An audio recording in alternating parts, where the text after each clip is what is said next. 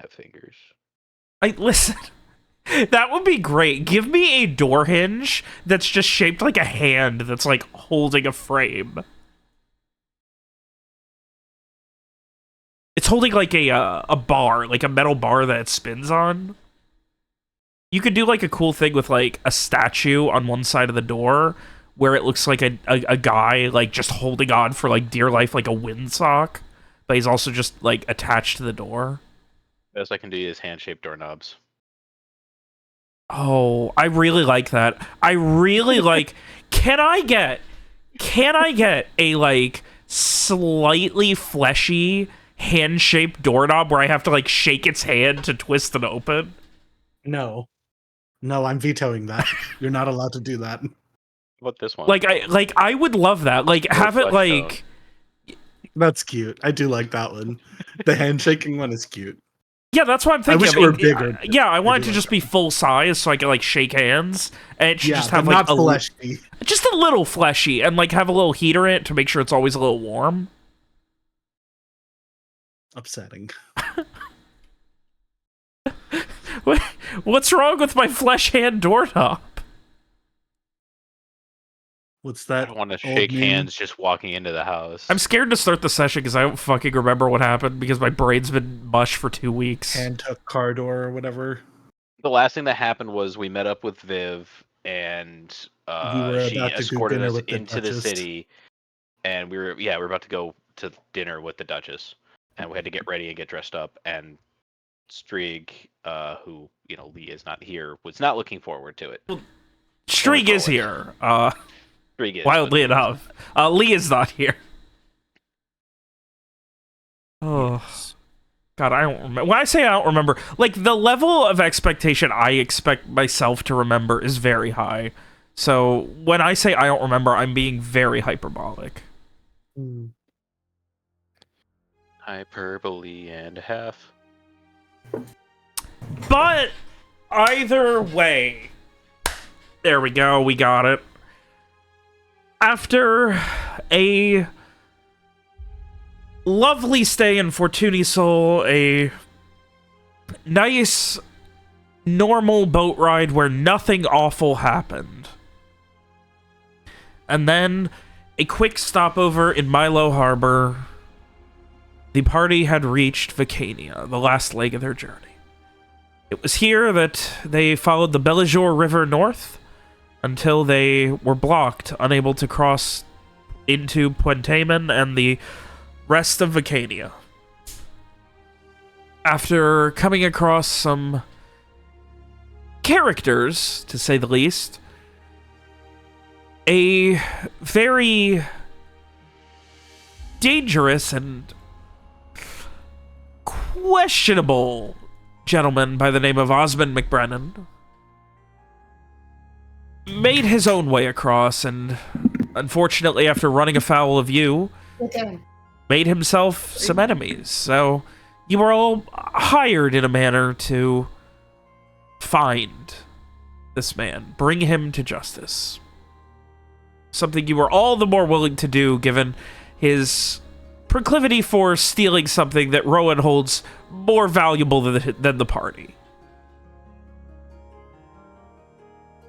So you journeyed with a special missive to find Osmond McBrennan. You journeyed north. Dulcery was as expected until you were asked to help. Really negotiated to help if you would look into some disappearances and strange happenings in the outskirts of the farms of the town. They would give you a do-call guardsman to call your own, someone who could speak on your behalf, cut through red tape, and deal with any sort of representation that you needed. So you did. You hunted and found a umbral something. Not quite sure. At least I don't think you're that quite sure. I don't remember if I said it, so...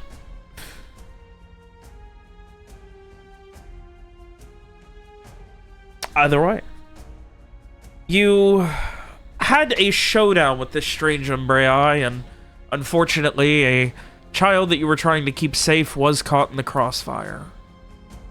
But fortunately, for everyone else, it seemed that would be the last death in Dulcery. After reeling from this strenuous night, you headed back, rested up, and prepared for the last leg of your journey. Now with a veritable cavalcade of allies. Cassie, Drulius, Henrietta, Molly, Roland, and the Ducal guardsman William Abney, all with you. Fairy Key was enjoyable. Nothing happened. You had a night to relax. You stayed the night at the titular Fairy Key. It was relaxing. It was everything you could have needed. You didn't know what may await you in Artavishta, what may await you on the road to it. But fortunately, it was nothing. The road was, while not quite barren, barren of eventfulness. And not but a couple of days after leaving Fairy Key, not a week after leaving Puntamen, you found yourselves the outer walls of the city of Artavishte. And it was here that you waited in line before the news reached Garett's wife, Vivian Vitecourt. And she demanded you all come in, guided you through the city, and once you were finally at the Vitecourt estate, debriefed you all on what had happened. Asked, begged, beseeched, pleaded, and every other possible verb for your help in finding the perpetrators of this attack and enacting revenge, justice, vengeance, and any other adjective on those who have hurt, maimed, and killed so many of her close friends and family. But that would have to wait. The news of Garett's return spread fast, and the news of anything is always cause for celebration in the city of Artavishta. So with that, the rest of your day was spent preparing, eating a nice, comfortable lunch, and then getting ready, getting your fanciest clothes you've probably ever worn on, and making your way to the palace. Making your way to a lovely ballroom. And as you walk, being guided by half a dozen Ducal guardsmen, I ask unto you all. Rowan! Frey, Garett, Mira,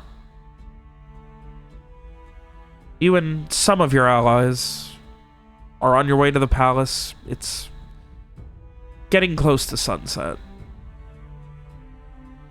What are you guys doing? Following Viv to the palace.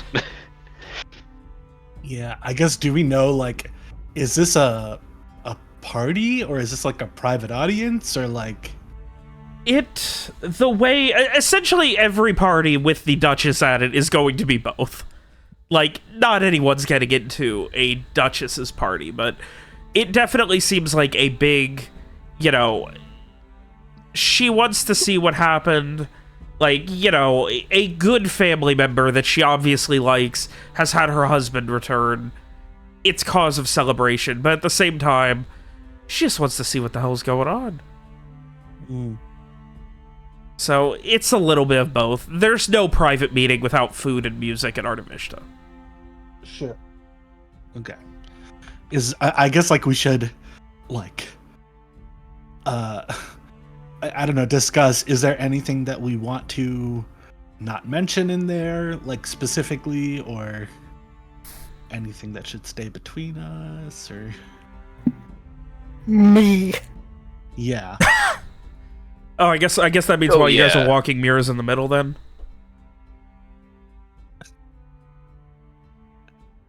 Probably wouldn't hurt to have her in the middle. Yes? Yeah. It's because you said stay between us, and... You made me bite my tongue, you bastard. But we also we're not gonna tell about the fact that she's not. Yeah, of course. Yeah. That's fair. But I guess, like, about any of the stuff that we've done or seen, I mean, obviously not, like, you know, I mean, I'm not going to be like Streak is an assassin or whatever, but like, right, we don't need to go into anything that's not particularly relevant. Sure. So, for example, the fact that you ticked off the crime lords of sure. Well, I can't remember the name of the city. Altair. Sure. And we had to flee the city. Yeah, we don't necessarily need to go. You don't have to bring that up with me either, actually, if you don't want to. You know?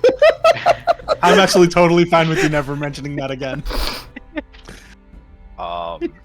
You know, or do we want to not mention Ozzy, that we're here after him? No, we want to tell her that part of the reason why we're here is that we're after this guy. Okay. She'll be able to. I mean, if there's anyone who can get us resources to track this guy down, it's the literal ruler of the country. You know. Yeah. Actually, while we're on our way, I will ask Viv. Have you heard of the name Rochelle Blakely, by any chance? She kind of cocks her head to the side and, like, slows down and... I'm sorry, what was the name? Rochelle Blakely? I think that's what it was, right? Who is this Blakely? Speak of? Someone that we came here looking for, came here after a bad person was on his way here to, I don't know, to see Rochelle Blakely and do something to them. I'm not too sure, but it seems like he was looking for revenge of some kind. So. Oh, that is. No, but I will certainly keep my ears out for it. Okay, that'd be great. Thank you.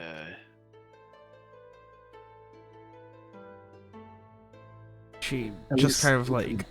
She's kind of like pondering. Like, you can see after she's frustrated that she doesn't have an answer. And, like, you can tell she's at that point where she's like, have I heard that name? Do I know? Like, she's, like, going through, like, her Rolodex of people in her head. Yeah. I mean, at least it sounds like probably not some high-ranking government official or something, at least.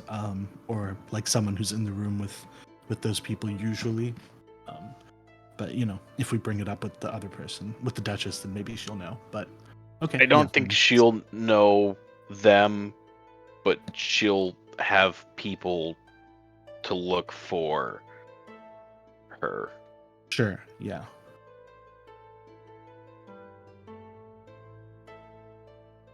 Okay. Yeah, I guess that's clear instructions on what we should and shouldn't say. I think we're... Oh, also, good.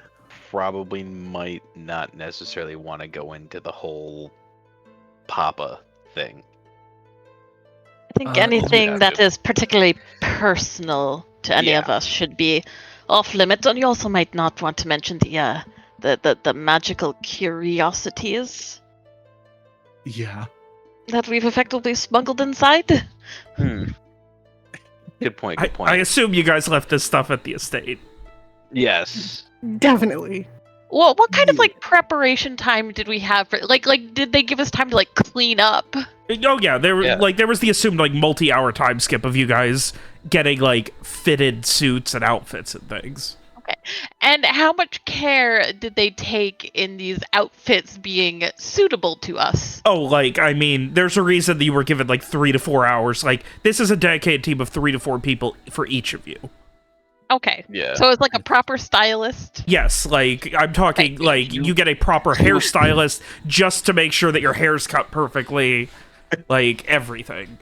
Yeah, what are we haven't wearing? looked this good since Alice here. Obviously, there were multiple options. Just like, essentially, like, what happened was they would have taken your measurements, seen what they had or could hem in a couple of hours and get ready, and then given you an option between 3 and 6 different outfits, and been like, you're wearing one of these. Sick. Okay. Cool. Love that. But for as long as the Artivista style allows for vivid colors and fabrics, I'm sure Frey will be quite satisfied. it is only the most pompous of Victorian outfits. Yep. Wonderful. Great. Ain't no grays or blacks here. I mean, sure, people might wear black, but Artivista is the outfit capital of the world, isn't it? Yeah, we're like at New York Fashion Week right now. so Oh boy. Or like Milan Fashion Week. Yeah. anything else before you guys arrive? I will also mention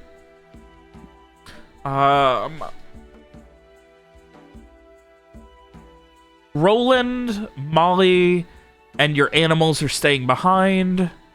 Cassie was on the fence, but Molly encouraged her to go, and William Abney is going. Okay. Does he seem like... Because, like, I know Cassie is posh and stuff, so she's... I mean, she was the one who dragged Streak to the fancy places before. Does William seem like he's... I don't know, like, comfortable in the environment we're about to go into? He seems like he's probably done this at least once or twice. Like, he's obviously... Like, he's not Frey. This isn't, his bread and butter, but it's something he's definitely done before. Sure. Okay, cool. Yeah, I respect that. Listening back, I gotta be honest, listening back to the session, I was like, he's grown on me a tiny bit. He seems not as bad as he just comes on strong, All right. Cool. So with that, you guys are guided by Ducal Guard Escort into the palace courtyard and to a side wing, which is apparently the ballroom. First, there is a very fancy hallway where you can see there are more guards. In total, between Brights and Ducal Guardsmen, since you entered the palace grounds, just going off onto this side, you've probably seen 60 or 70. In the courtyard itself, there were multiple very large and fancy wagons, silk drapery around them, all sorts of, fancy covers, horses that have been well-maintained, very large, well-groomed, fancy silk hair.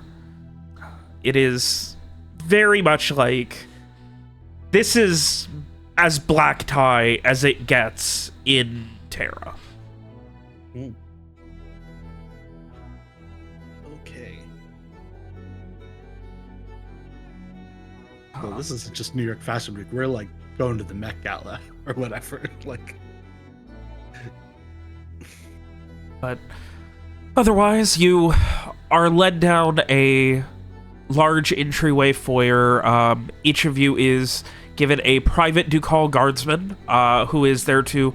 Essentially, they let you know what's going on, that all of the perimeters have been secured. They explained the level of security, that there are currently 24 Brights on premises at the palace that are just within this wing for security. Essentially, any worry you could have, they're going over as you are walking. Any questions that you have, they are open to telling you about. While they are wearing what seems to be fancy dark green, essentially the closest thing to Vacadian military attire, the same sort of thing that William Abney is wearing, which is that deep, like, forest green. They do have, on top of that, a very thin chainmail, and then on top of that, a bright green tabard with a pink flower emblazoned on the center of it. But any questions you have to ask them, they are obviously willing to answer. They want to make sure that you are prepared, ready to relax, not worried about any attacks or anything like that, but also not going to make a fool of yourself. Yeah, Frey would definitely want to get a bit of a, a rundown of, like, any like unique local etiquette, stuff like that.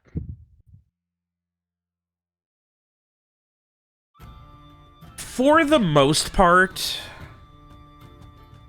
the big rule is, like, don't cause a scene. Don't be a menace. Like, don't be really loud. Don't, like, don't be the person who's screaming when everyone else is talking quietly. Don't be the person who's just laughing so loud it takes all the rest of the room. There is an enjoyment of, like, the quiet, and it seems like they are going to have some ambient musicians as well, and everyone believes that, conversation is stimulated by music here. So if you're taking away from that, that's sort of considered very offensive. There's definitely a sense that just you don't want to make everything about you in any sense.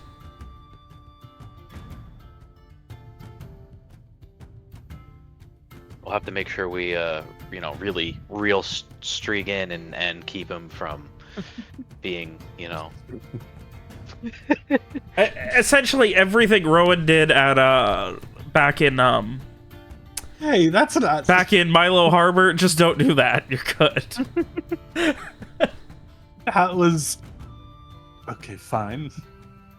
I mean, he was kind of dying. He was dying. In his defense. In fact, I was very specific, trying to be like, I'm gonna be fine. It was everybody else who was worried, so. Well, I'm sure we'll have no trouble blending in.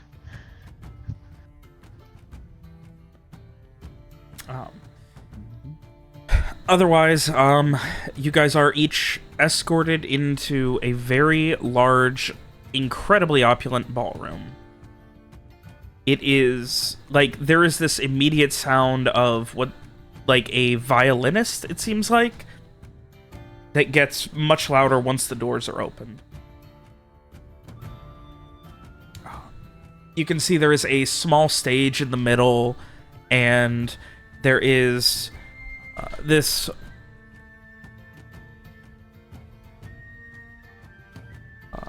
sorry. I have my notes up. They're not... There's this, this violinist, this woman, maybe mid-20s, kind of got this, curly red hair, freckles, and just kind of this very simple, but it's elegant, but it's obviously not as fancy as something else. She needs full range of movement, and she's very much like moving around on this small raised platform with a violin, just playing beautifully. The dress is a deep crimson red with what seems like gold flakes on it in some way. You can't make out the exact details, but the gold seems to shimmer and reflect light. And yeah, other than that, there are probably 30 or 40 people in here. You can see there are a few people. There is an open buffet along with 6 or 7 tables. A few people are sitting there eating. Some people are casually dancing or talking around the music. There is a raised table on the other end where you can see a few presumably very important people along with the Duchess herself, Ariane de Marier.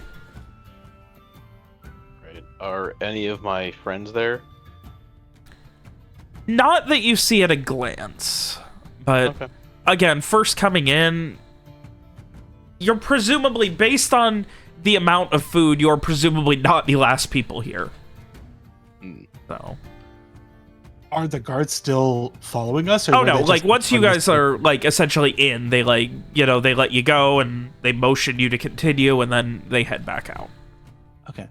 This isn't a question for the guards, but do we see what the Brights are wearing? Have we seen them as we come in, or just the Ducal guards? The Brights that are in here, essentially you would have been advised the Brights are in plain clothes. Okay. They are not going to be letting themselves known to be Brights. Okay. Love it! Interesting. Right? Like, it's essentially a case of, you know, don't worry about it. They're there. Nothing's going to happen to you. There were a couple outside that were in like proper like plate armor, but in here, inside and making patrols, they are blending in with the guests. Interesting. Okay. And this was definitely not all just me wanting to really use this fucking audio. And I'm sorry, used to do moaning in the background.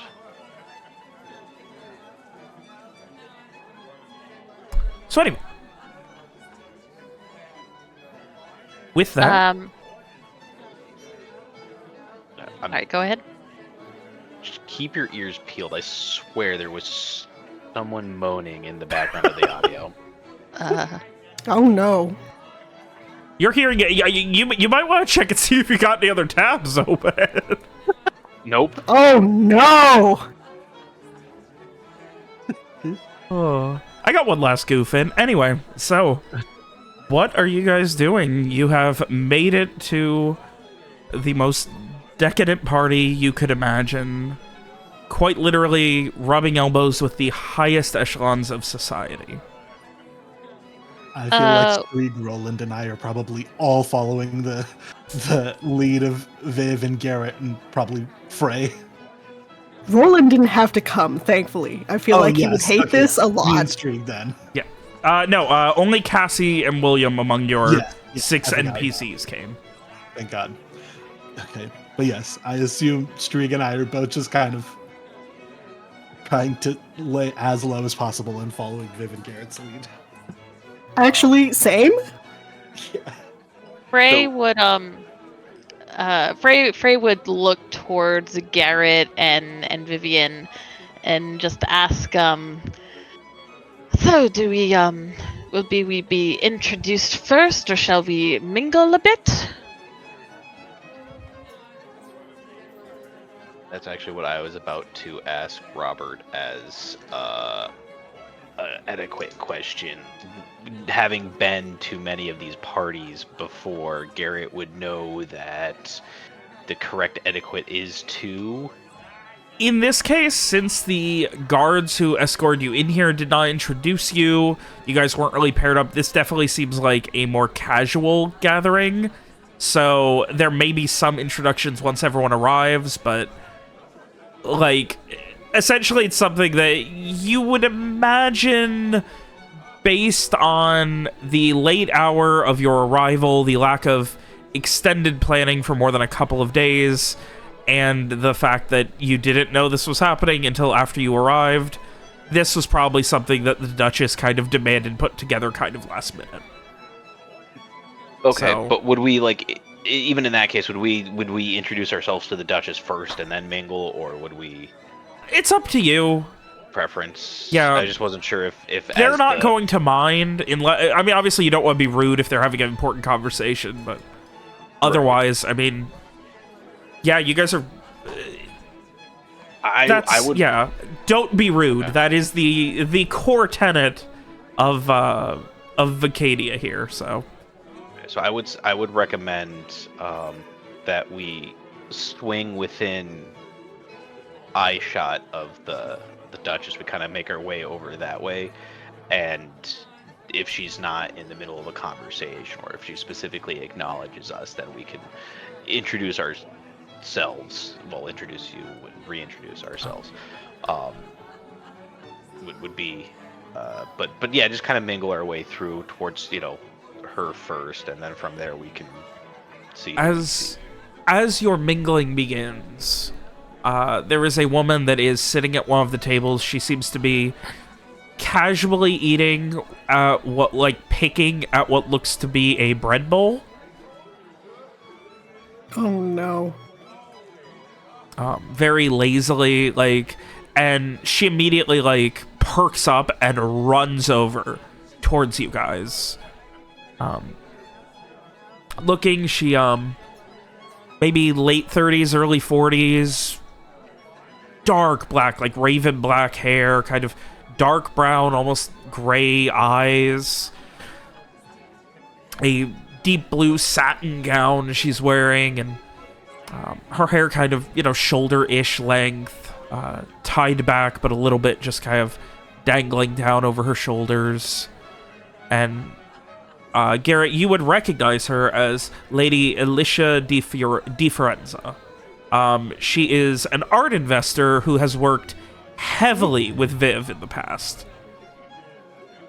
And almost immediately after she runs over, she, like none of the rest of you exist, begins speaking to Viv, and after maybe 30 seconds, Vivian pulls you down, Garett, as all right, Garett, you are going to take them and go to what you want. I am going to keep Lady Alicia here busy so that our entire night is not wasted. Okay? Thank you, dear. I'll make sure that we continue through here, and at the very least, we'll see if the Duchess is available. If not, I'm sure it'll come around to it, but we'll keep mingling. Vivian gives you a quick peck on the cheek, and they go over to the food. And right behind her is William Abney, who is also gonna get to the food. And right behind him is Cassie, also gonna get to the food. And right behind her is Strieg, also gonna get to the food. Oh, the ultimate way to avoid an awkward interaction. Just eat the whole time. Honestly, same. I'll do that too. What if you don't eat? That would be very rude. I'll pretend. I'll pretend to eat. I think if I remember correctly, we've talked about it. You can put food in your mouth and chew and swallow and everything, right? I can pretend. Okay. Do we know what happens to that? We don't know. It just disappears? Don't think about it. Hey, you guys know of a hidden lab. You can do some exploratory surgery and find out. What? There's pounds of rotting food inside of Mira that just built up over the years. Oh no! Say it isn't so. Anyway. With that, as your party begins to peel off towards the food, leaving Garett, Mira, and Frey, you're the only three left here, with Rowan also heading with the rest of the gang. I think I will actually stay just to be introduced, I guess, because it feels like introductions are probably polite, but then I will. Yeah. My plan is to leave as soon as I have done the bare minimum politeness thing. All right. Okay. So we'll just kind of try to swing by so that we're orbiting the Duchess's conversations or whatever. Right. And if she's conversing, we'll just kind of pass by. You head over towards where she is, the raised table on the far side of the ballroom. Say a couple of cursory highs to people you haven't seen in a while. People you probably don't even remember the names of because of the hundreds of people you probably shook hands with a day in this very room, Garett. But, hey, that's a name you recognize. Shake a hand, pat him on the back. You get a way to go. Good job. Hope you find Dorian. That sort of thing. And, yep. For the rest of you, especially Frey, Garett navigates this with a surprising amount of grace. As if, for as much as you've seen of him, if that makes sense, he's a wayfinder. He's a woodsman. He's a rough and tumble outdoorsman. And yet, it is very obvious watching him that this is a man who has much experience and handles this much better than you would ever expect. He seems to treat it about the same way he treats following tracks in the woods. If that all makes sense.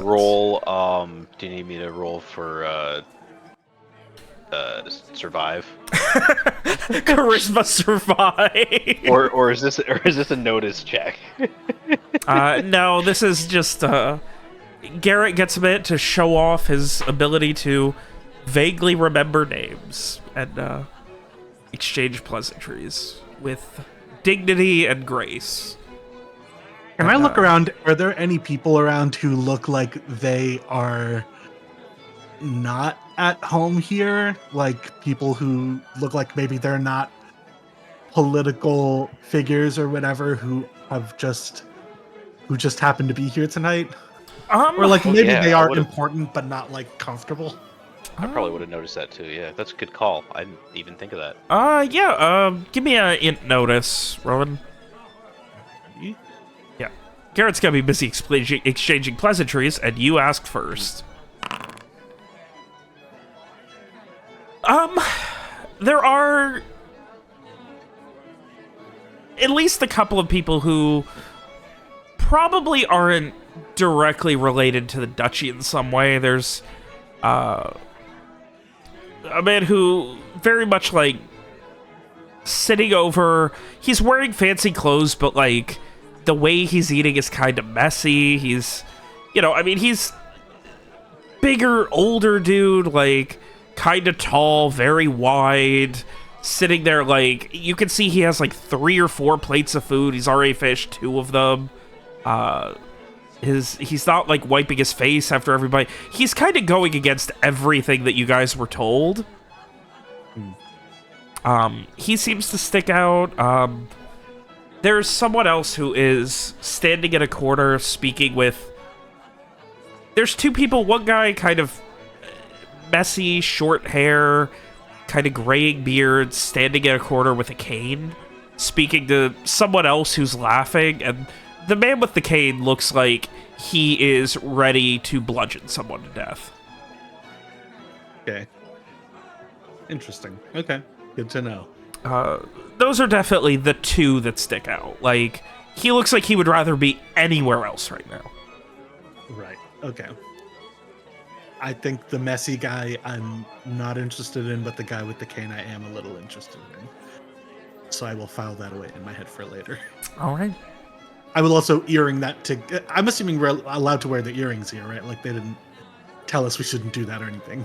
No, I mean, if you have, told them that you were wearing them, they would have been fine with it, yeah. Okay. Yeah. I will earring to Garett that those 2 people look like maybe they're not, like they don't feel at home or they don't want to be here or whatever.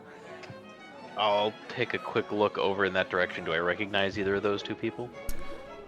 Give me an int no. Can do. Where's my no. Int. That is a roll of 6. That would be a fail. Would you like to re-roll? I think I will save my re-roll in case. Are you sure?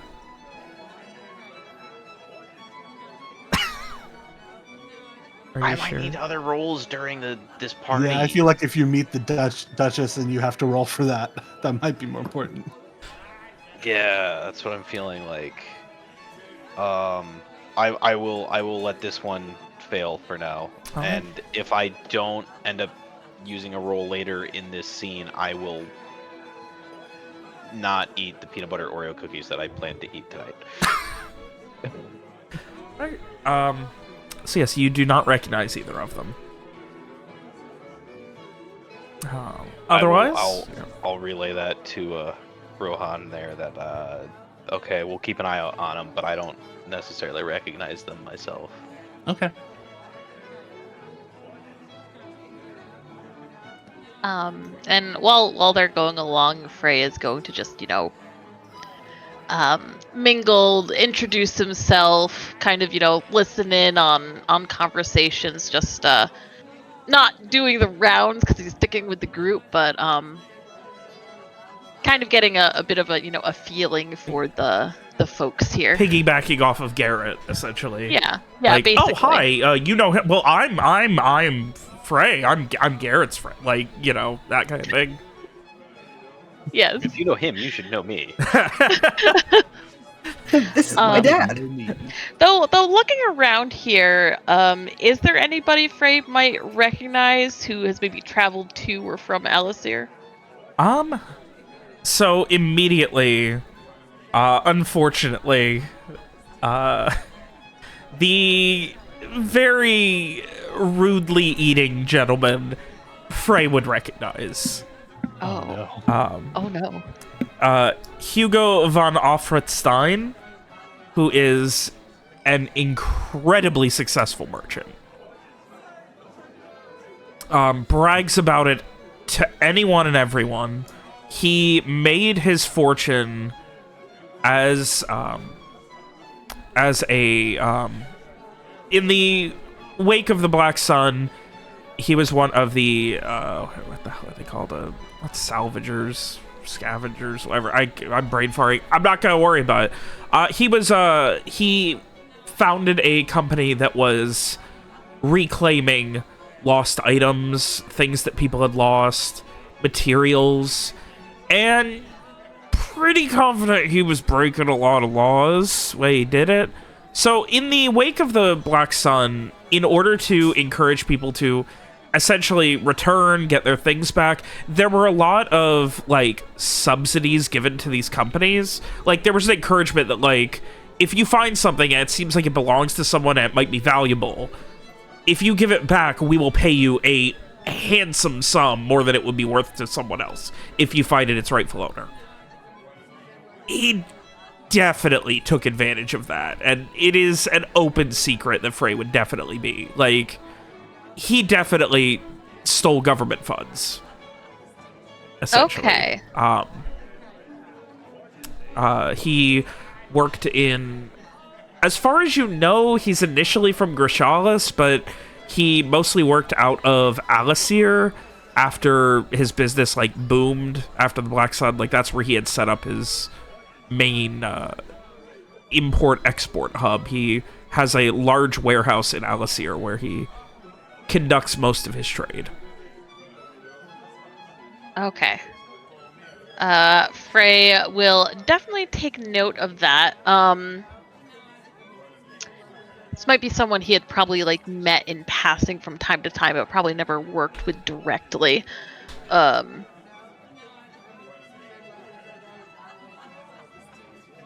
he will take note of that for the moment. He's not gonna make any attempt to, like, hide himself or anything. But he will, keep an eye out if he's, like, recognized or anything. Other than that, let me see if there's anyone else relevant at this party. I have, like, a list of, like, minor celebrities at this party, and I'm seeing who else makes sense for Frey to know. I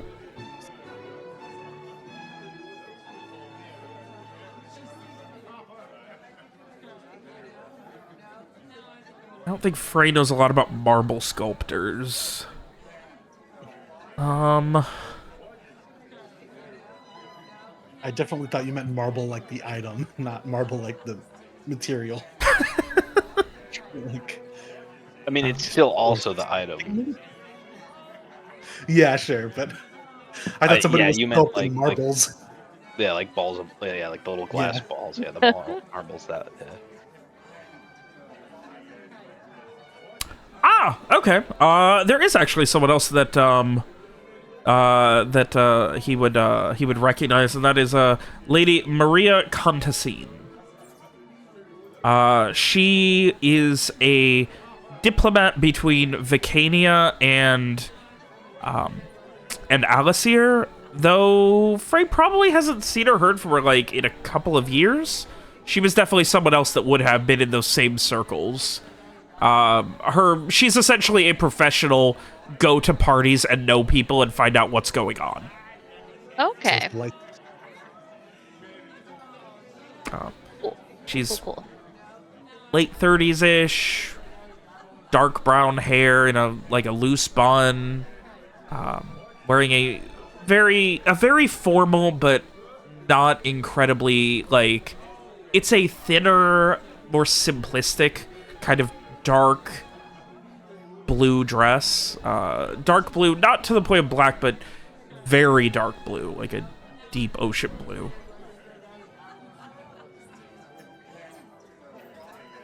But yeah, those are the only two people that Frey would recognize immediately. Okay, cool. And how'd you spell her last name? I'm sorry, that was Lady Maria Contesi. Thank you. Okay, he will take note of her as well for after their meeting with the Duchess, assuming they'll be seeing her right away. There's a momentary wait. There's someone who is standing up there and seemed to be pleading with one of her advisors, and she was like intently listening in, but she eventually brushes the conversation away, and she just... Look, we can set up a meeting in the morning with you, and everyone in my court will listen to your every word and be at your beck and call for the entirety of the 9 a.m. to 10 a.m. hour. Now, please, with all the respect in the world, one of my dearest family members has finally reached home. Get the fuck out. And the guy just kind of, like, opens his eyes wide and then awkwardly shuffles off. Wild energy to come into a conversation with. Okay. When you're the Duchess, you can say whatever you want. No, I love it, but... And as she kind of sits there, she takes note of you all and stands up and just gives a slight bow. Her hair is much shorter than you last remember it, Garett, barely past her chin. Shorter than even then in the front. Wearing a very fanciful black and gold dress. A very complicated and well-detailed necklace matching earrings. She just gives this very curt smile, and then she walks around the table and just gives you a big hug. If I returned the hug, that would be rude not to. Mr. Edward, Vitecourt, it has been too long. I have listened to so much from my dear cousin. To see that you are returned and hopefully finding good news about dear Dorian in the very soon future, I hope. I'm so sorry. My manners. And she turns to the rest of you. Duchess Ariane de Marie. And gives a bow and holds her hand out. First to Frey, who I assume is next to Garett. What kind of etiquette is this? Is this like a kiss the hand sort of extending, or? More of a... It seems like... The read is more handshake right now, but it would not be... If you did a kiss of the hand, it probably would not be out of turn either. It depends on how formal you want to come across. Frey will definitely lean towards more formal and respectful, so he will give her a smile, bowing his head appropriately. What is the proper form of address? Duchess, my lady. Those are probably the two most common that they will run over. Okay.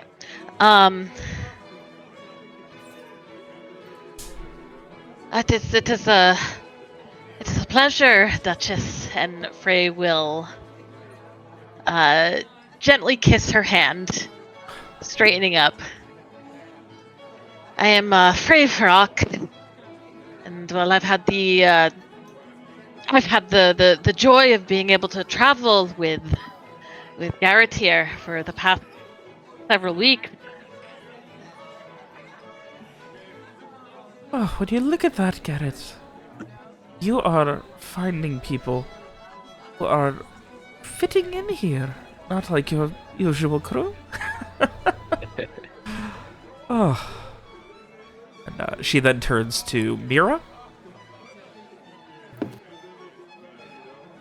Is this like a curtsy situation? You can if you want. Curtsy, shake hand. It depends on how formal you want to come across. Sure. As polite as possible. She will do like a curtsy and also shake hands. The Duchess bows back at you and... Good evening, milady. My name is Mira Tyrell. I've also been one of Garett's traveling companions. Yes, from the little I've been told that you all have went through some very dangerous tribulations. Not quite a lot that we have to talk about, though. I wish there was more time in the day. She then turns to Rowan. Yeah, I will, like, a little awkwardly, like, bow my head and shake her hand, and say, Rowan Sylvia, a pleasure to make your acquaintance. Like the others said, I've also been traveling with Garett for the past few weeks. Pleasure is all mine, too. I do not know how else I could say it, except that you have the utmost gratitude of Vicania for bringing one of our own home safe and sound. Dear cousin, she was convinced that she would not receive even a body, but instead just a nice curt letter allowing her the opportunity to grieve his idiocy.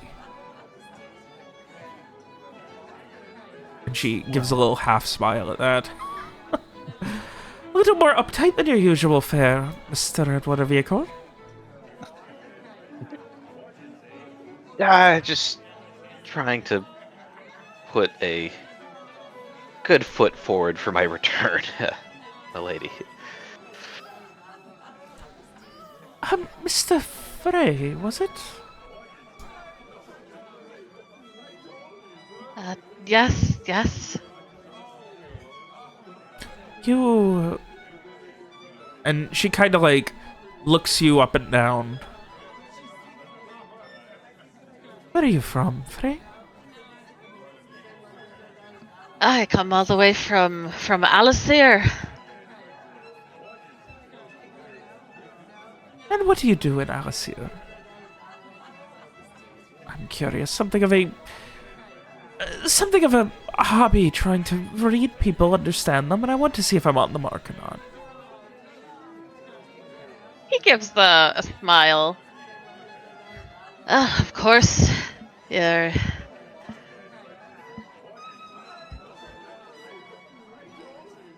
I can only imagine the insights you must see every day, but I am a seer, a fortune teller. I guide people to the best of my ability through their difficulties. She narrows her eyes at that and... Fortune teller.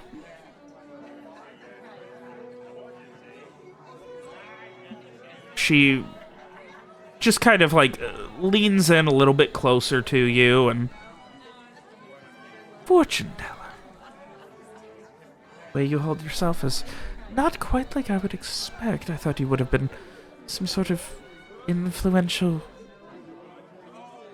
She kind of narrows her eyes. Second, third generation merchant son or some such. Well, I'm flattered that is what you see when you look at me. I've been blessed to work within circles such as these. I was able to aid a great many houses in Alasir. Well, I would recommend that if you are intent on getting some sleep tonight and don't want to be taken by every single person to ask their fortune and see what their future holds, you keep that information tight to your chest. Well, I'll take great care, my lady. But of course, every hour of my day is at your disposal if you wish to hear our stories for a start. Perhaps another time. There is much that we are going to have to go over while we are here that is a bit more droll but needed. See, this is not just a welcoming back of one of our lovely royals, but there are people I need to speak with, meetings that need to be done. I'm sure you saw the security. I do not come to these as much as I love my dear cousin's husband. At the same time, am less than interested in spending an entire night at one of these without the need to do so. But it's up to me. We would be some couple miles away from here by now, sitting at a bar. Unfortunately, that is not the life of a duchess, now is it?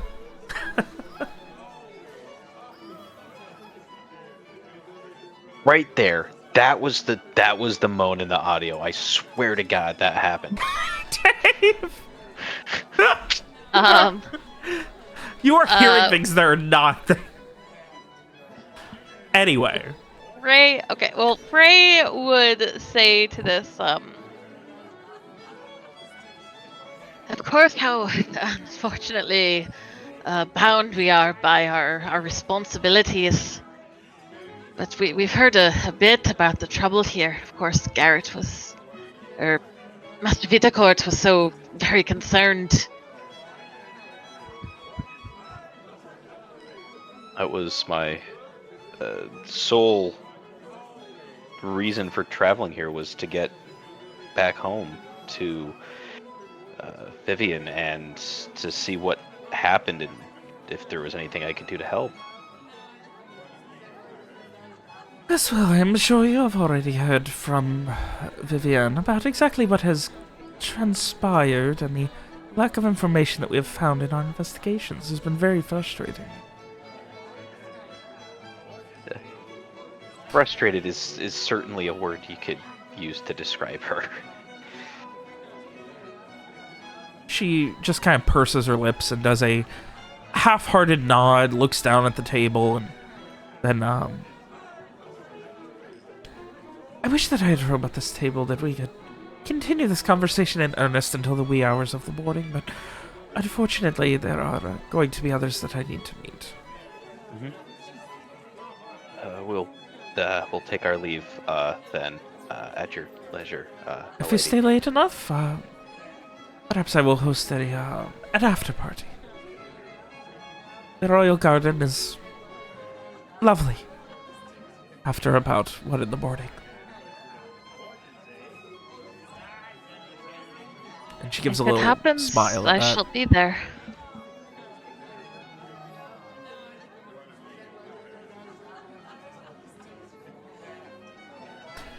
And, essentially, like, you can see that she kind of, like, resigns herself as she gets back around the table and sits down and, loses a little bit of that air of energy that she's had. And, Can we get can I get a read, like, obviously she's, the Duchess, she's being political, etc., but, like, to what because, like, she does sound very warm towards Garett in a way that doesn't just seem like bare minimum pleasant. I guess it is, like, in his honor, but I'm just trying to figure out, like, is she, how, like, genuine is she being about, like... I'm, like, literally her cousin. Really? Yeah. Well, I guess I'm married into it. Yeah, okay, fair enough. Yeah. But I mean, like, still, like, I have family members who I don't care about. Like, is this, like... wisdom into it. Wow! Wow, I was so ready to just tell you no! she seems like she's being very genuine. That she would definitely rather be sitting at a bar right now than here. But, like, you have met people, like, cheap, like, leather merchants that come off as more pompous and holier than thou than her. Yeah.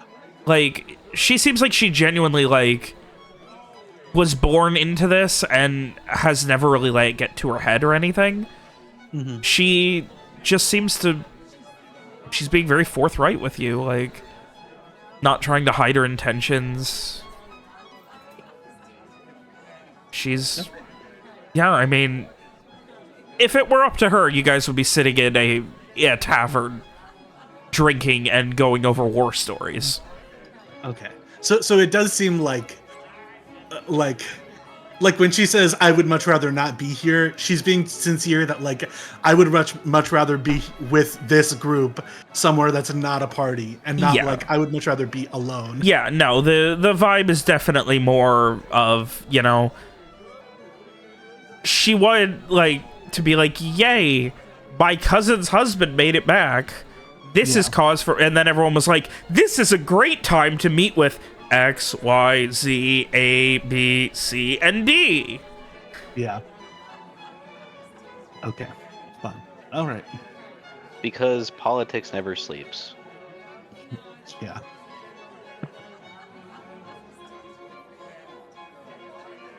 Well, I guess we did our introductions. I will go grab food. Yeah. That's food is always good. Ray is going to start making the rounds then. I would also like to appear busy, so I will go with Rohan. Amazing. I'll head over to get food as well, but on the way I'll try to see if I can spot any of my friends in the crowd. See if maybe they've trickled in. Alright, so everyone makes their way over to food except for Frey, who is going mingling.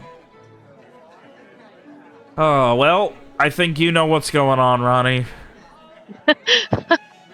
Give me the magic charisma connect. Okay. Right there.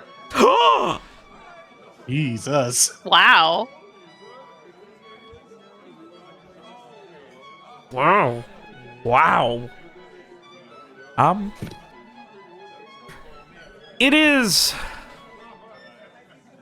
like, while there is something to be said for the casualness that you interact with the Duchess herself, the rest of these people, or at least the grand majority, have so many social cues, so many required rituals that don't really matter, that you're rusty with, and you have to, like, sure, it's like getting back on a bike, but it's still just a lot, and it's just the evening has been long. You have had a day of it already, finishing your travels here. Frey just not on his A game. There are certainly a lot of people and connections to be made, but is there anything specific, or is Frey really just trying to get a lay of the land on what's going on? At the moment, he is mostly trying to get a sense of the lay of the land, like who the people of note are, what any like particular like what are the big topics of like gossip right now? So there are, from what you can gather, 3 main groups of people that are here. There are the people who want to be here because they're celebrating Garett's return and just kind of like, you know, they're here because it's a party and they were invited. There is a group of people who... the second group, which is... it seems like mostly people who have small meetings that it seems like the plan for whoever set this up was to just kind of like blitz through as many small meetings as possible with the Duchess and some members of her court to just kind of, you know, we're sorry this happened. Come to this dinner, we'll make it right type of things. Like, they're really just trying to get through as many of them as they can. It just seems like anyone that they, like, you know, oh, I'm sorry that guard slighted you and made you wait, and it cost you 100 gold by the time you were able to sell mana. Like, something like that. Like, let me make it up to you. Here, the next time you import, you won't have to pay any taxes into the city. Something where 5 minutes and an apology gets it fixed. It seems like that is the grand majority of the people here. And then the third group seems to be people who are in some way close or trusted to the family, or just they're around the palace a lot and are very well trusted, and they're here for free food. Are we talking like, not like servants? No, people who they've showed up and they aren't really talking to anyone. Like, kind of like the two guys that Rowan noticed earlier, the man with the cane and the other guy that was next to him. They just kind of were there. They're not interacting with anyone else. They're just in a corner talking. Okay. Like, okay. Yeah, there's some people. It seems like there is a group of regulars, you would assume, who do the rounds for the free fancy food and show up to these parties. Though, again, the gentleman with the cane seems very annoyed. All right. I think that's where my interest is. What's that? I think that's where my interest is. But, yeah, otherwise, yeah, there's no singular unifying anything with these people. It really seems like the relatively haphazard nature that this was thrown together has meant that the Duchess put her foot down and wanted a celebration and got crammed with some small business instead. Okay.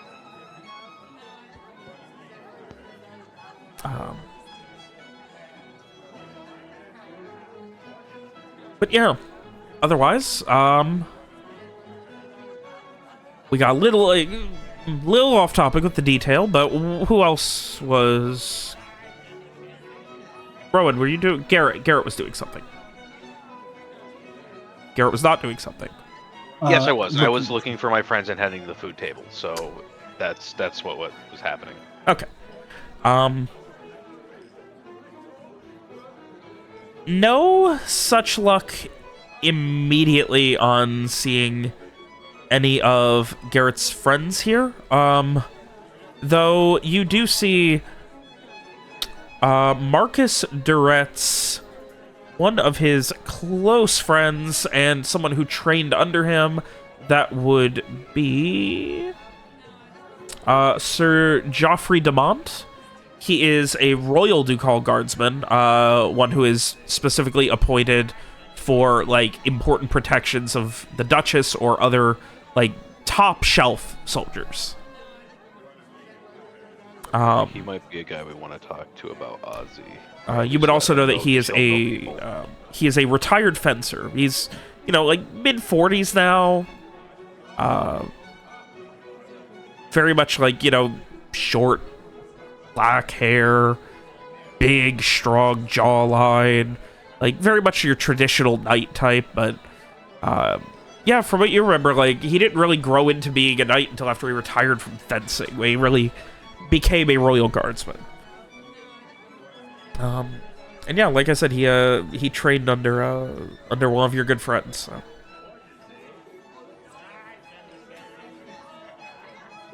Is he just someone like I know, or is he someone I know well, or? I'd say you know him not well. Like, you probably saw him more in uniform than out. Like, okay. He is obviously here as a, like, for the party, not to defend anyone. Like, he does not even have a sword on him. Right. All right. Well, I'll go over and make some small chat with him first before heading up the table, just to acknowledge him and see how, just small chat.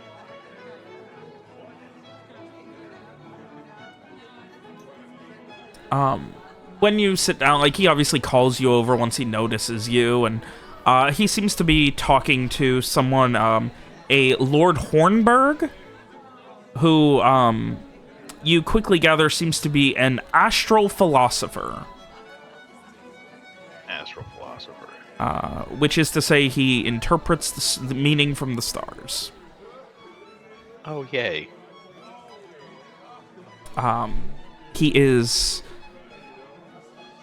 seemingly well respected, and you get like from Sir Joffrey, you get like oh, come on, Garett, Vitecourt, you need to get a load of this Lord Hornburg. He's real. He can tell you things that are gonna happen just by looking up at the sky. Really? Just by looking up at the sky. Aye, whichever stars are appearing, that is going to be making a difference in what is seen. I see. So how is this applied? Is this applied like generally? Like you can see if there's gonna be a bad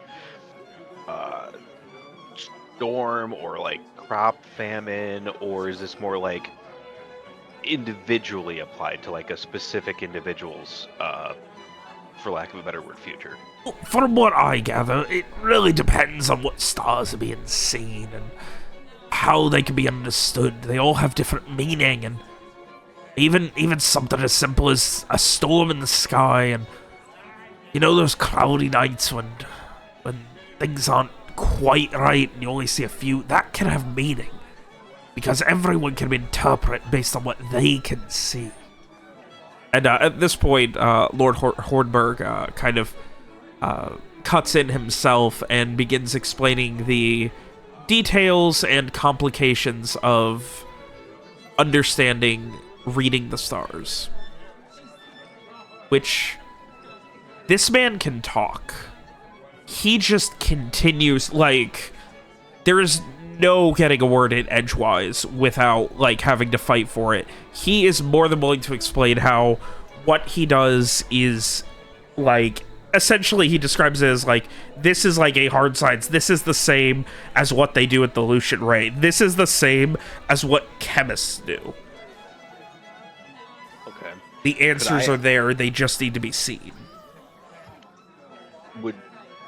If he was given a date, would he be able to have, maybe not off the top of his head, but would he be able to have access to certain star charts and provide a prediction based off of that?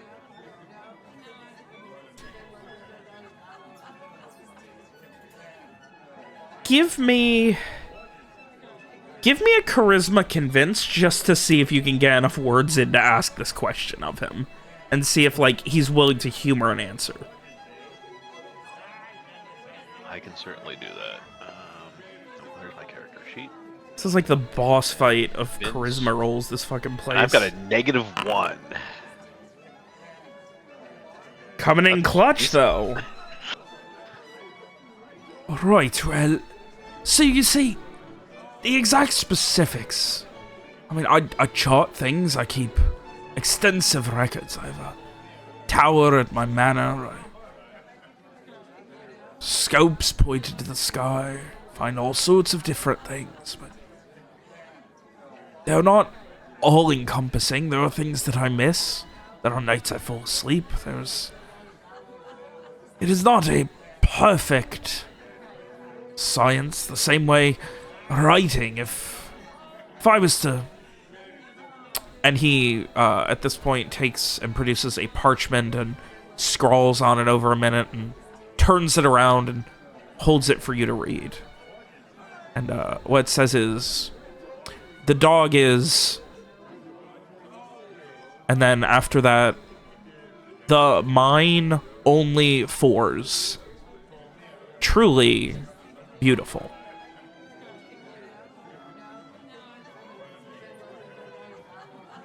Okay. Do you understand now, Mr. Garett? So you can kind of get bits and pieces. The longer it takes, the more I need to see. The more detailed the picture you want, the more I need to research. I see. So I was just...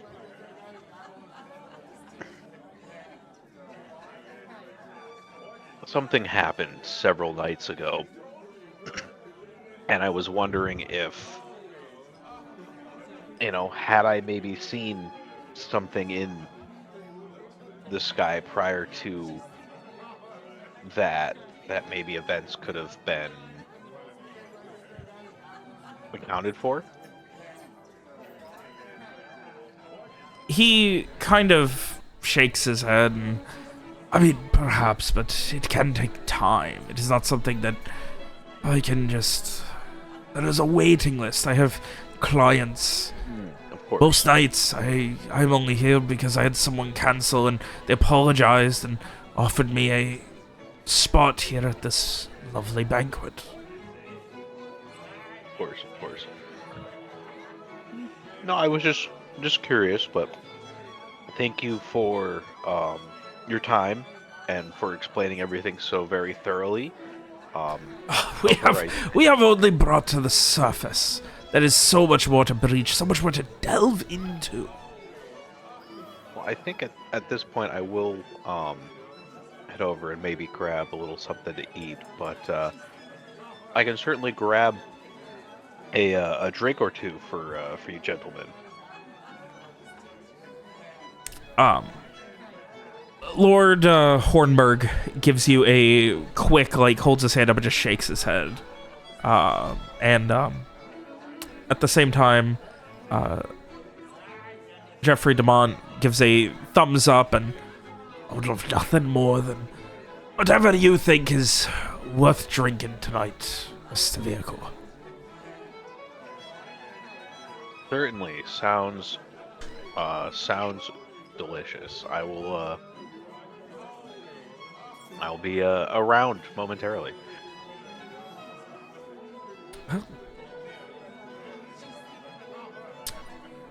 At this point, Rowan.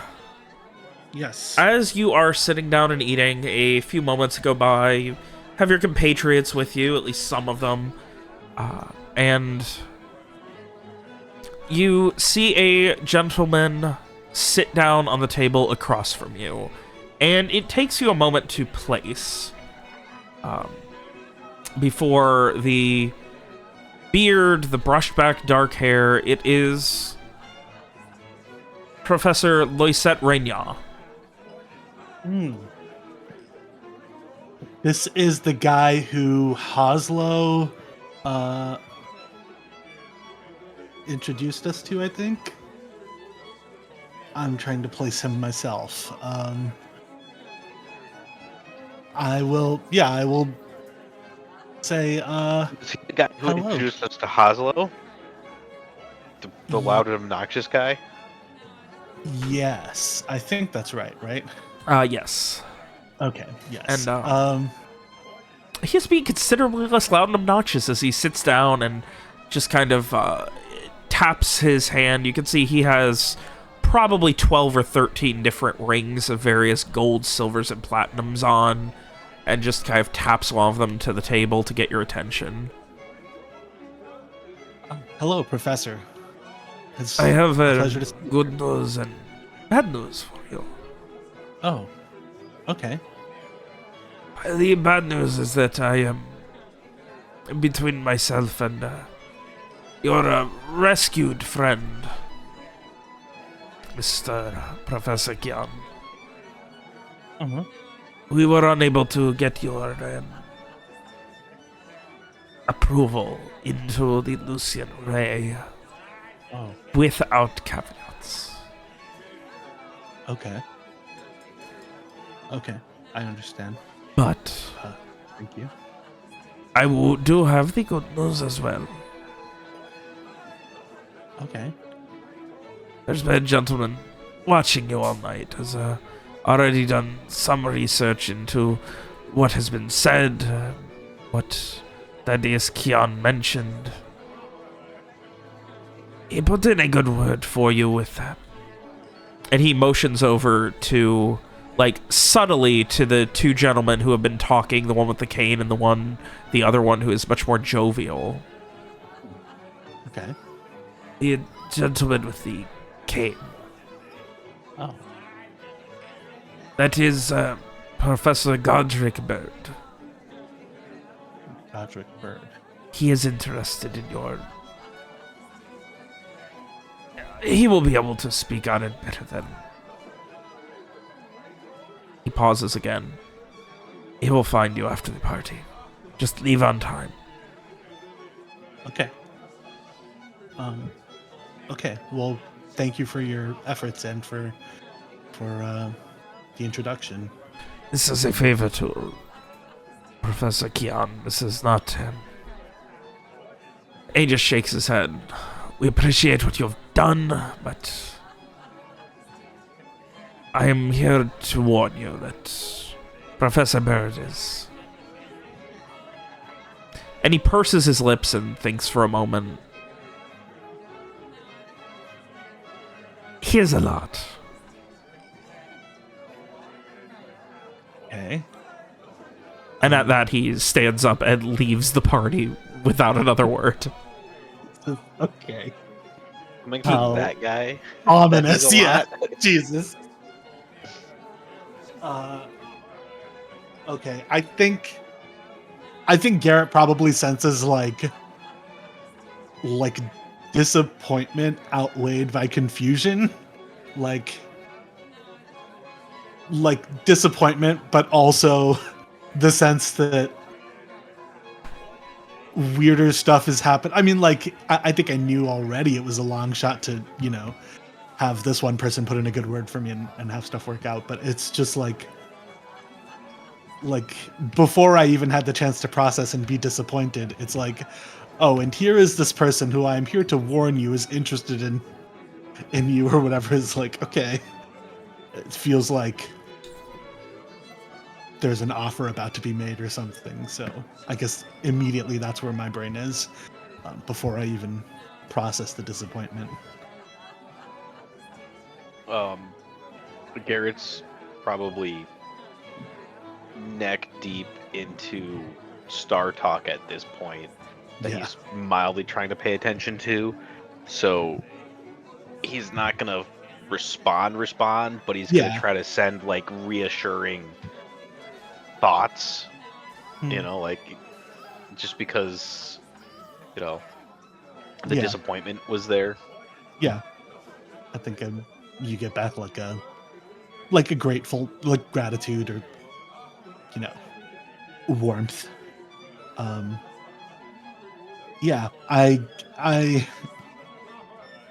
guess I keep eating. Originally I was interested in the guy with the cane, so I was going to go talk to him, but it sounds like he's going to find me, so I guess I'll just sit here and wait to be pounced on. All right.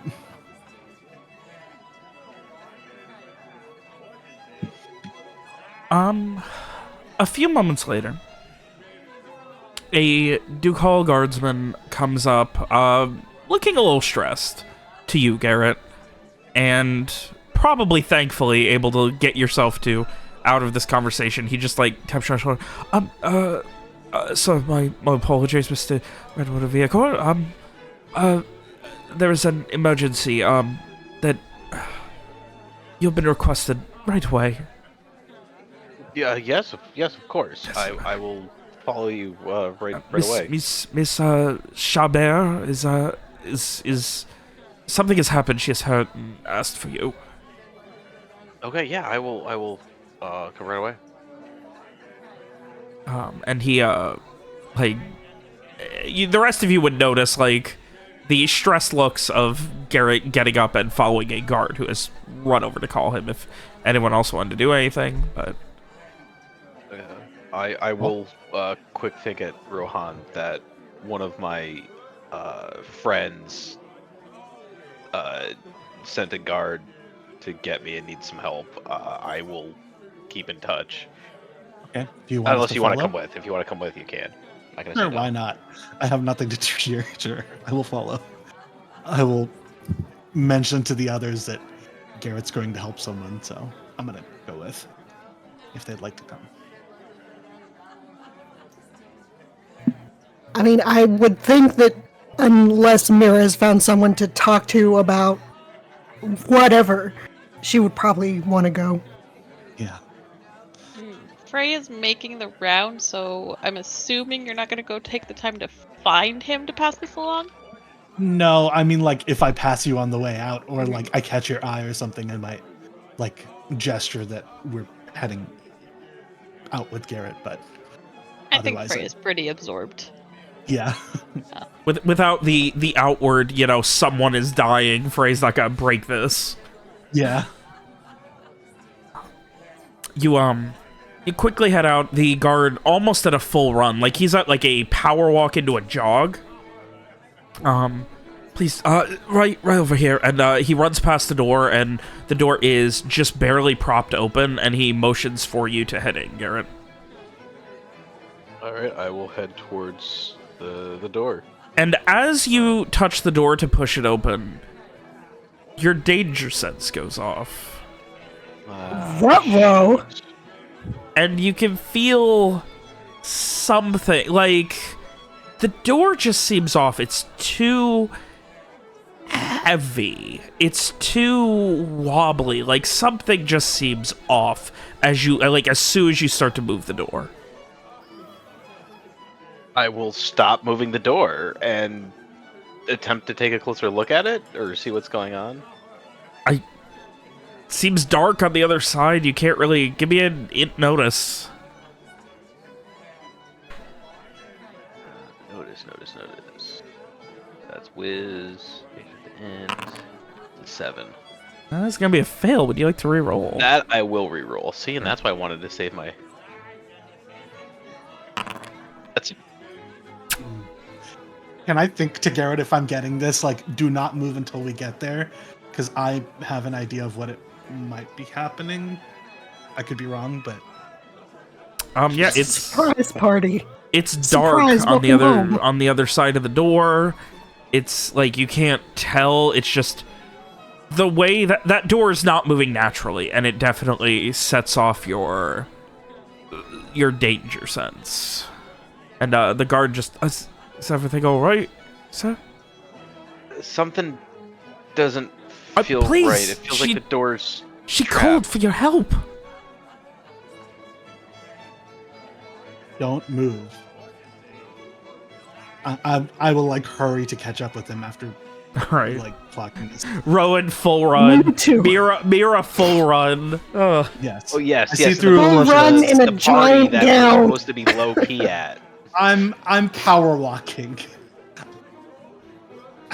I've got some friends who are coming to help me. They'll be here in just a moment. About 10-15 seconds later, Mira and Rowan kind of circles the hallway, and about 10 seconds behind that, Mira's right behind him, and they both reach the doorway. You can see how scared shitless, like, the guard is. Like, he doesn't know what to do. Okay, I can see illusions. Sir. Can I see anything on this door or on this guard? No. Really? Does Mira see anything with her special eyes? Yeah, with my one that I don't have to commit effort for. Which one's that? Let me look. It might just be that I can feel that there's magic going on. Not this.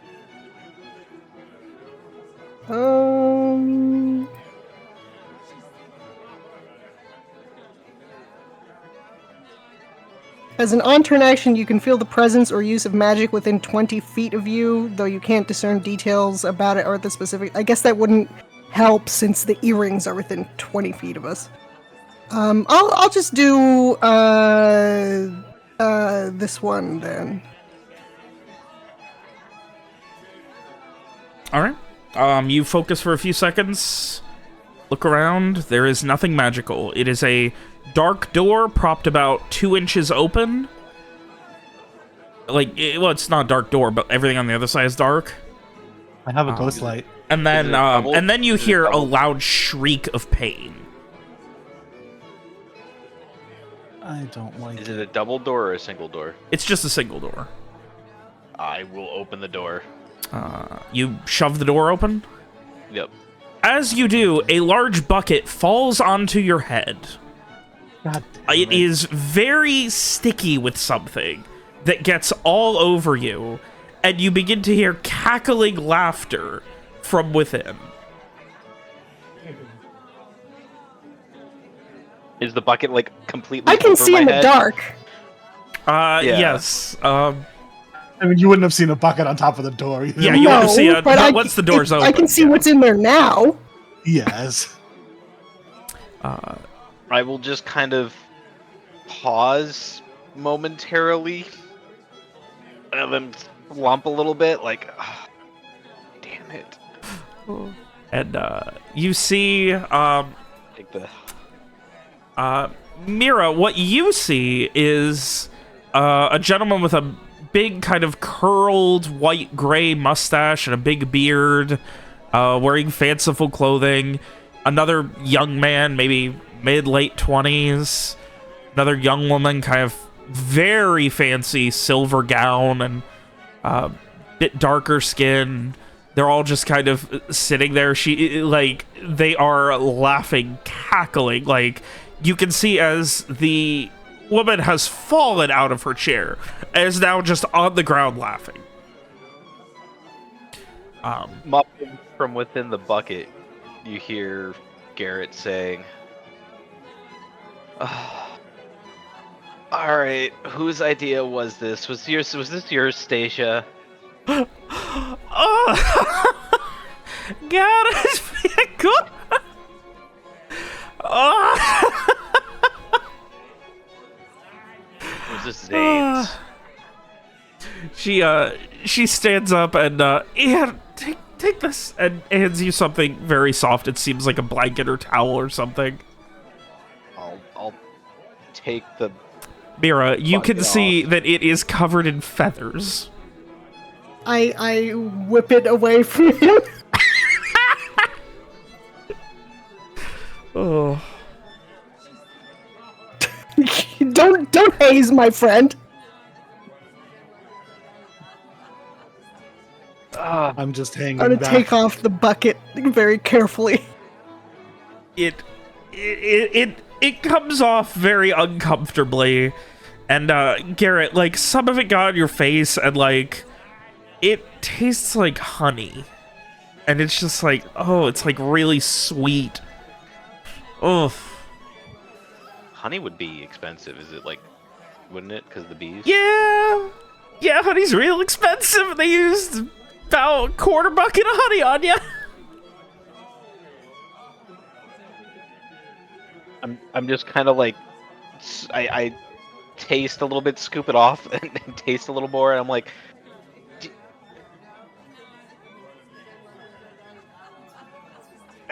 I'm just kind of stunned and just like,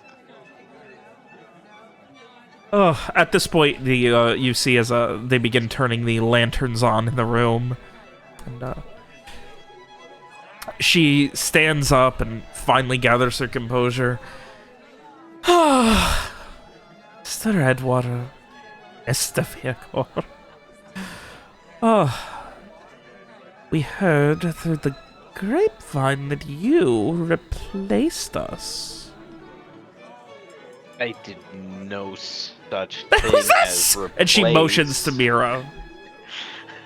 Mira looks alarmed and a little angry, even. Somebody dumped honey on my new dad. This is my friend and traveling companion, Mira and Rohan. Mira, Rohan, these are my friends, Stacia, and that's the only one who you've posted so far. But I'm assuming from who else I've heard in the room is Zane and Cornelius. Am I correct? Yes. You do not see Marcus Garett anywhere, but the others are there. My friends, Zane. Rohan is like wildly uncomfortable because he's like, oh, I like came over here because I thought there was danger, but now this is a social interaction, which is so much worse. I am apologize for, and I'll think at Rohan. I'm just like, oh, sorry. I thought that my friend Stasia was actually in trouble because the guard came over and was all blah blah blah. No, I don't blame you. That's fair. I mean, you know. And then of course there was the I loved this picture when we Hey, don't get distracted. We wasted so much time today. Yes, sorry. Right. But yes, how much honey did you put in this? Do not worry about it. Zane here got it during a job a couple months ago. We've been keeping it ever since. Ready for this day. Of course. Just for me. Just for you. And, Zane just kind of... Oh, Garett, it is good to see you back. But seriously, Stasia did ask, and you didn't answer. Why the fuck would you replace us? Ron is definitely full on, like, thinking eat-the-rich thoughts. Just like, oh, I don't like these people. Yeah, it just looks uncomfortable. And then, like, catching himself, like, sorry, Garett. And then going back to, like, I don't like these people. Replace is such a strong word. You can't travel the roads on your own, and there's always room for more friends. You know, you wouldn't have my previous squad saying I replaced them with you. How do you know? How now? How do you know you didn't try and replace them with us with them? Get it? Come here, give me a hug, and I just all sticky and try to. You give him a hug, and he just begins licking the honey off of the side of your face.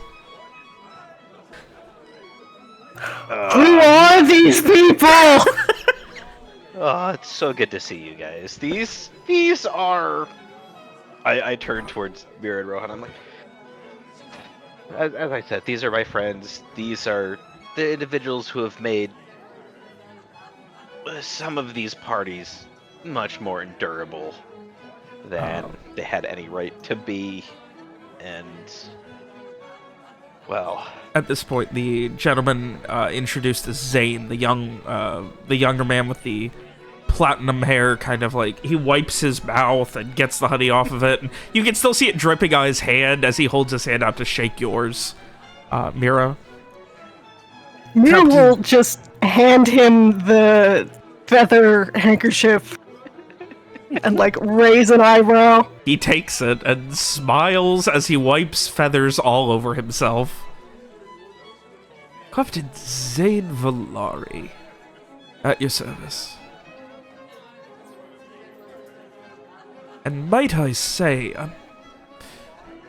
if there is a service you need, I'm more than willing to provide. I have a fleet that is at your beck and call, Miss. Mira Tyrell. Miss Tyrell. What could my fleet do? She still looks very confused, and a little bit like she wants to step behind Garett. This is like, you're like introvert nerds, and this is like finding out that your new friend is in a frat, and all of his friends are frat bros. And it's like, oh, I'm in a horror story. Oh no. I'm sorry for wheezing, but it's true. Meanwhile, in the back, the older gentleman introduced as Cornelius Vesta does, like, from where he is standing, quip out, if one of you so much as comes near me and gets so much as a drop of honey in my beard, I will make sure to personally shave you in your sleep of all hair on your entire body.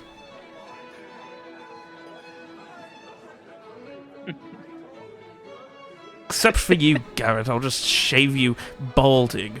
I'll ruin everything with your wife. I'm sure Vivian would love that. You wouldn't. Give me the same haircut I have. All right. I'll keep the honey away from you, but I'm gonna be sticky for the rest of the night. At this point, Zane just, as if that's the first time. You'll be fine, Garett. Why'd you become such a prude? Please. And he turns back to Mira. I mean, since we're all doing it, how about we get sticky the rest of the night as well? And he holds his hand out to you again. No thank you. I'll step backwards very quickly. At this point, he turns to Rowan. Hand out again. I wouldn't want to... I wave. I'm like, borrowing this dress. Yeah. I wave and I'm like, it's nice to meet you. Please. Miss Tyrell, I will pay for the dress if that is the issue. Oh, you can take it off before getting sticky. I'm an equal opportunity not be necessary. Zane. She's a little shy. Just at this You point, can't blush, actually, probably. So she just looks like alarmed.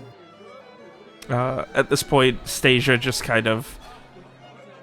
Will you please just calm it down, Zane? Just for a moment, let the poor woman breathe. And she turns to you, Garett. Can you explain to me why you've replaced us with a bunch of fucking prudes? Where's the fun? I turn to Mira. Mira, would you like to head back to the table? I think our food is getting cold. Sure. Thank you. Nice to meet you all. Goodbye. I walk out. I don't wait for any. I'm out. I am scurrying away.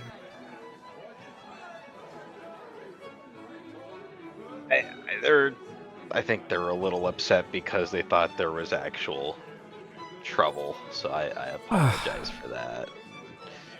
I'm sorry about that. And at this point, Stasia just kind of... It was my plan. I've been excited for this for so long. Garett is getting white hot fury. You're apologizing for us?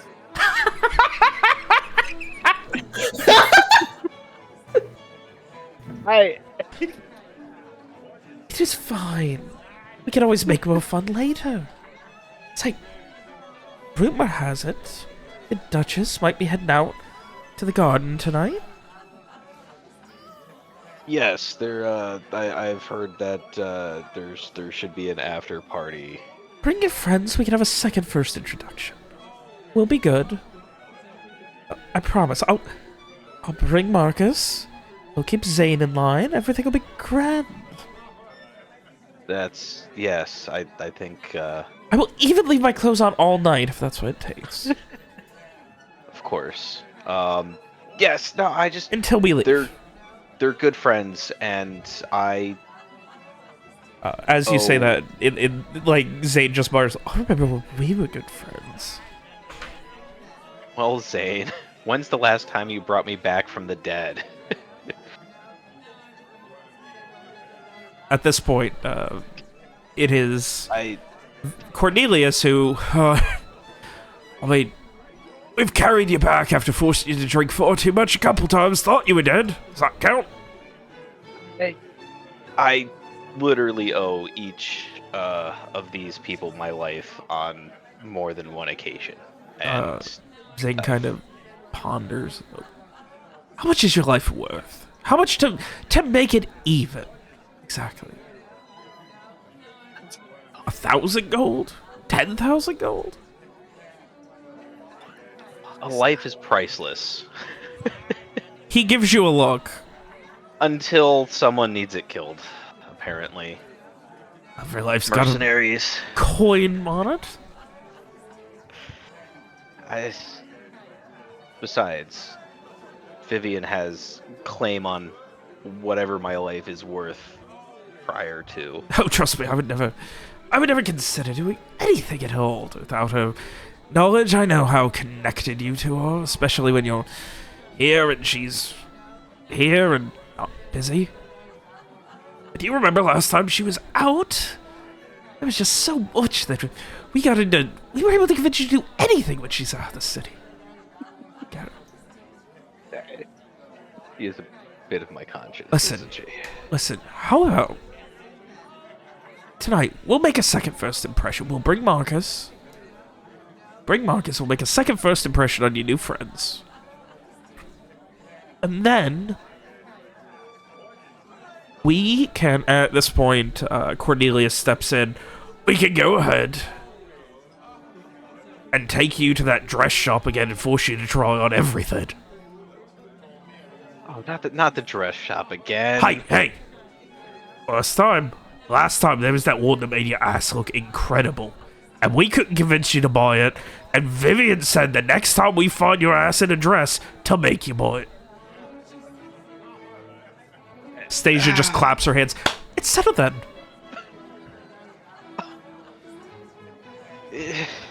All right.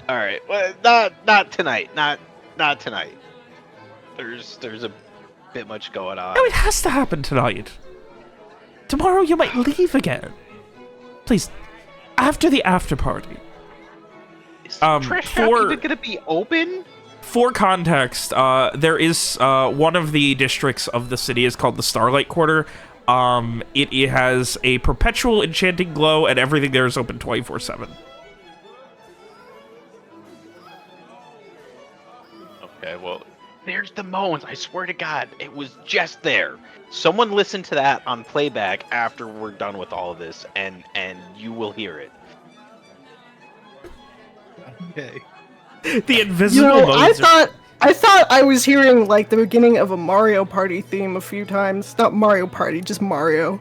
No, there's someone going, I swear. It's like 3 times they do it in a row. No, that's just Zane fucking with you.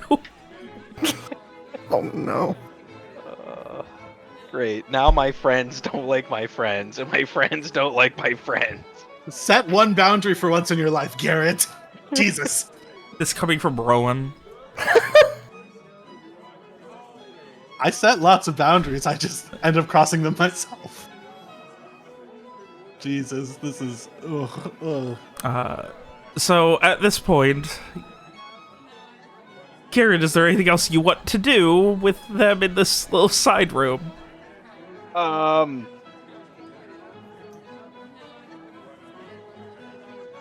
Do they have any beverages in the side room? Because I promised Sir Joffrey a beverage. There is a half-finished bottle of wine in front of what seems to be a makeup stand. Okay. Which wine is it? Is it a good wine, or? It looks like a very cheap imported wine. Very cheap imported wine. Okay, I'm not touching that then. I'm not touching that. All right, I will.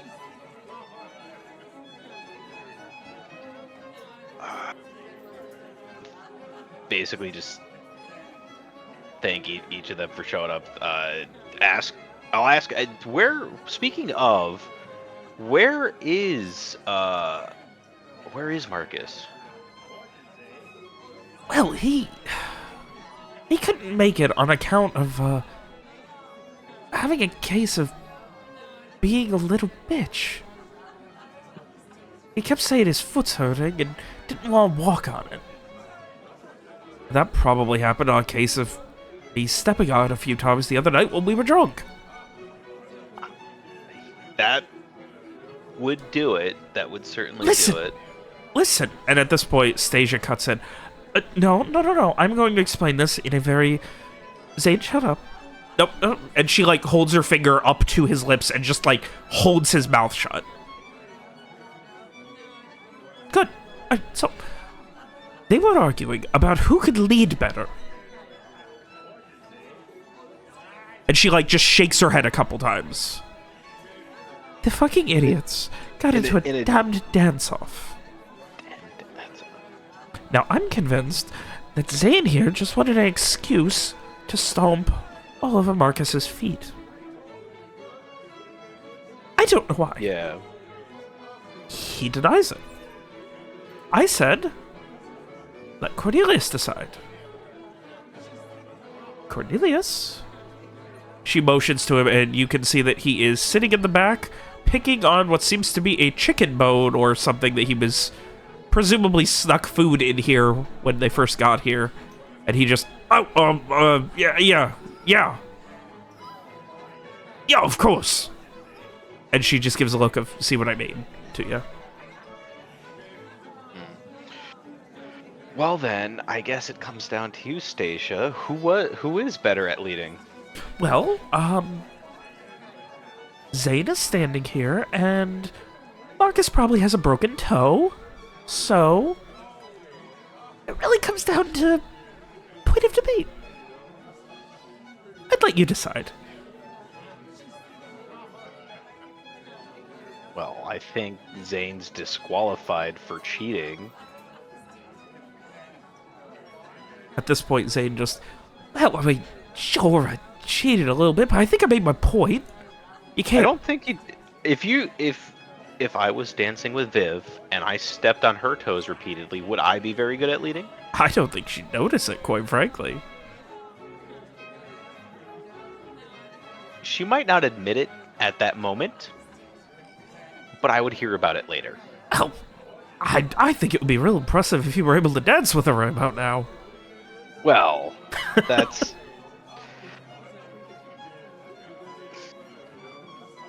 that's a little too soon, but I take soon? your It was meaning. months ago.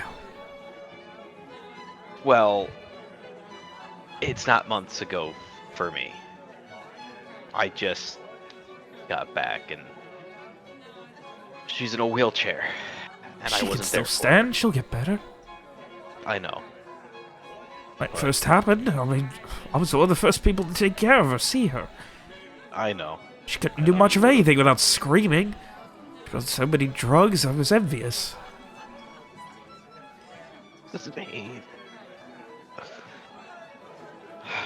Well, Speaking of Cornelius!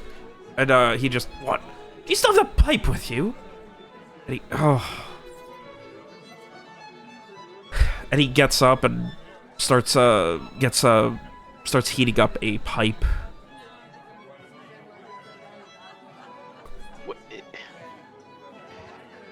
Is that what I think it is? It's just tear seed. Well, Now, come on, loosen up a little bit. It's I'll going to be a long leave- night. It will be, but I was going to get back to Viv. You're welcome to come sit at our table if you'd like, but I was just gonna check in with her. She got shanghaied real quick there, almost as soon as we came in. What a lovely anachronism, getting shanghaied. One of her art friends. Ugh, perish it. The thought just sounds horrible. Don't know how she can do that, sit there and talk about art for hours. It's a painting of a man. It's a painting of flowers. What makes these flowers better than those flowers? Don't get it? That's me in real life.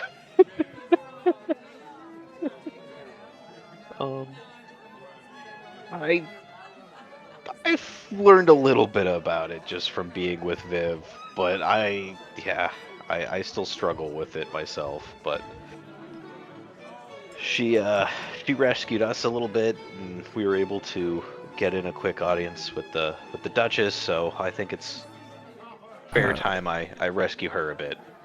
At this point, Stasia just kind of, alright, so you smooth things over with our replacements, and we'll be out in a little while.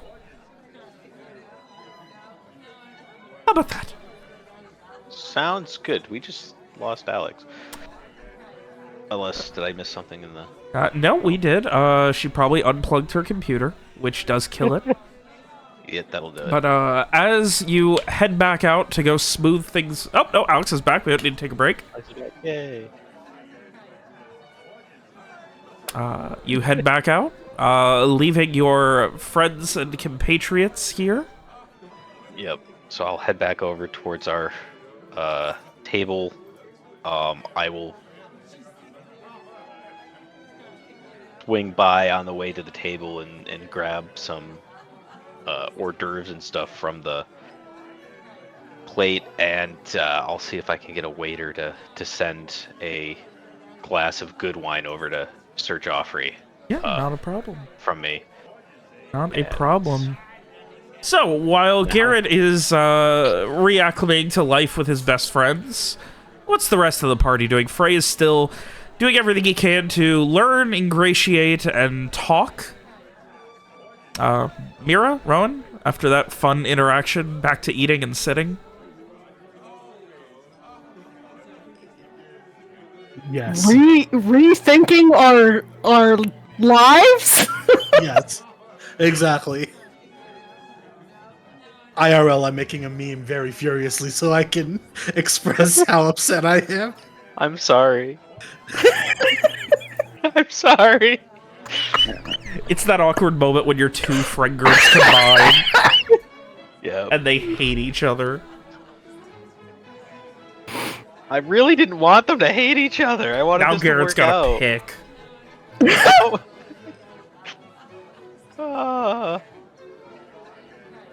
Anyway, so Garett, you make your way back out. What is Mira and Rowan just sitting down eating? Yes. All right. Sure. Garett, what you doing? Looking busy.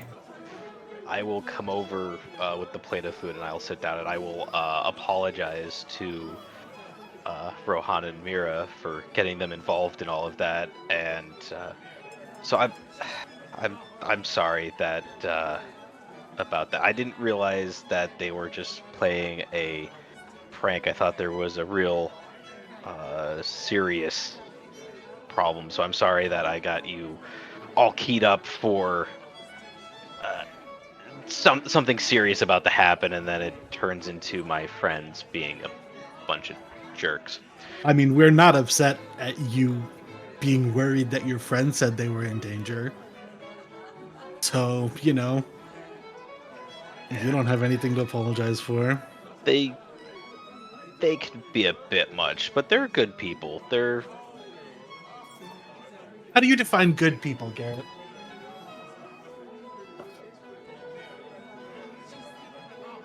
Well, that actually is a good question. Shit, now I gotta think of how I define good people and how Garett defines good people.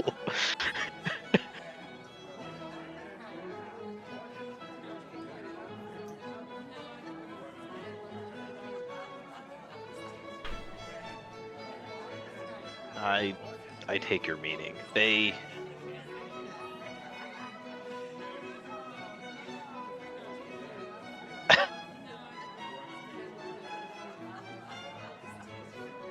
kind of grew up to this a bunch, and when you get involved with a lot of these parties, you tend to lose a little bit of touch on the reality that we face on the road, that we have faced on the road.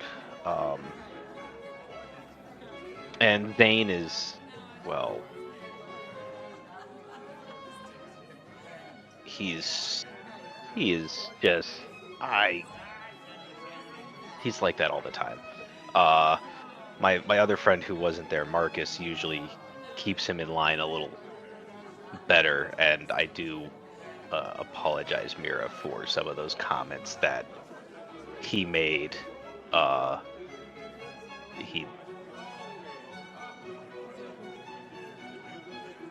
He likes to do things for shock value at times. Well, I think he would be very shocked if he were to see me without my clothes on. You know what?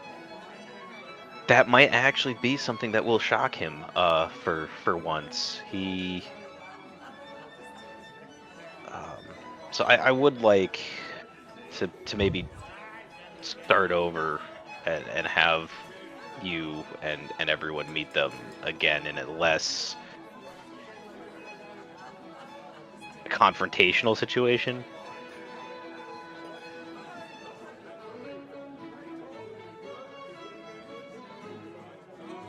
mean, I'll do what you want.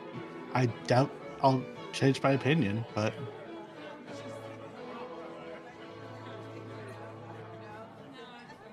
I'll go wherever you want me to. I'll give everyone one more chance at least one time. That's just... I hope they will be nicer. Yeah, the other stuff is one thing, but if Zane is disrespectful to Mira or anyone again, that is a deal breaker. Would I expect Zane to continue being disrespectful continuously? Oh, that's a toss-up. That's a toss-up. I mean, they've presumably been drinking all day. Yeah. They've been try to get they've been doing tier seed. They're already they've been pre-gaming for this. God. For context, tier seed is opium. Yeah. Yeah. They're quite drunk at this point, and I think they've been doing some tier seed as well. So, God, they're... I mean, I'm happy to give them another chance, but they do have to earn trust and goodwill. You know, it's not like actions have consequences. If nothing else, then I certainly don't have to like people who don't treat people I care about well.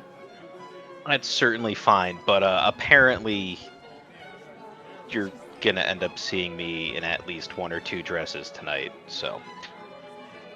Do you want to be in dresses tonight? It is not the first time that I have done this. It's just usually I was a lot more drunk at the time, and... You didn't answer my question. Do you want to be in dresses tonight? If I get more drunk, I probably will be okay with it. But right at this exact moment... Will you want to be in dresses tonight?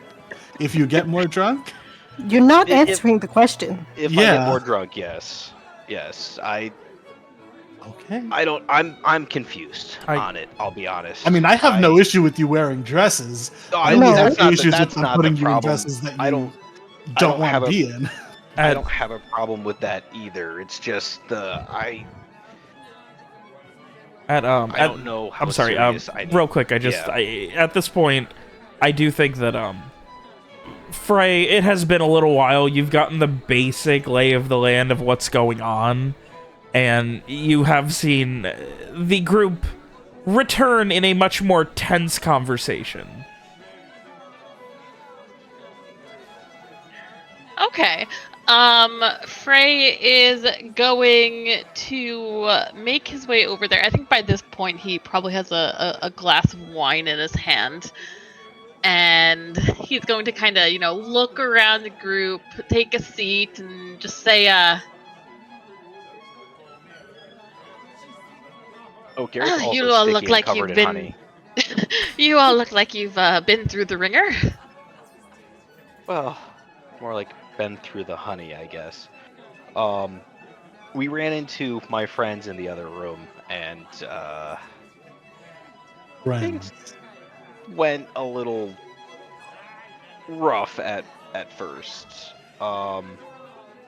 Eyebrows raised at first? Sticky situation, yes. Well, there was a whole ploy that, one of my friends was in trouble, the guards coming to get me, when in reality it was just a trap to dump a bucket of honey on me.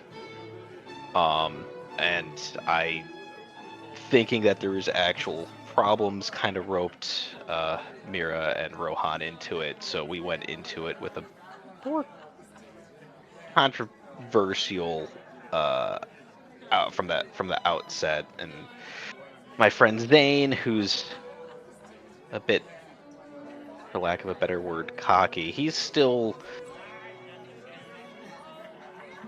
young. He's still learning some things, and he got handed a lot when he was he ended up inheriting a lot when he was quite young. So he's still he needs some time to mature, and he's said some things that from the wine and tear seed that maybe he shouldn't have said, and things were, like I said, a little rough. So. I see. Yes. When the privileged don't ever have an opportunity to grow, it can turn quite ugly. How much do you Certainly think not money? the best setup for a prank. How much do you think the honey they used would have cost?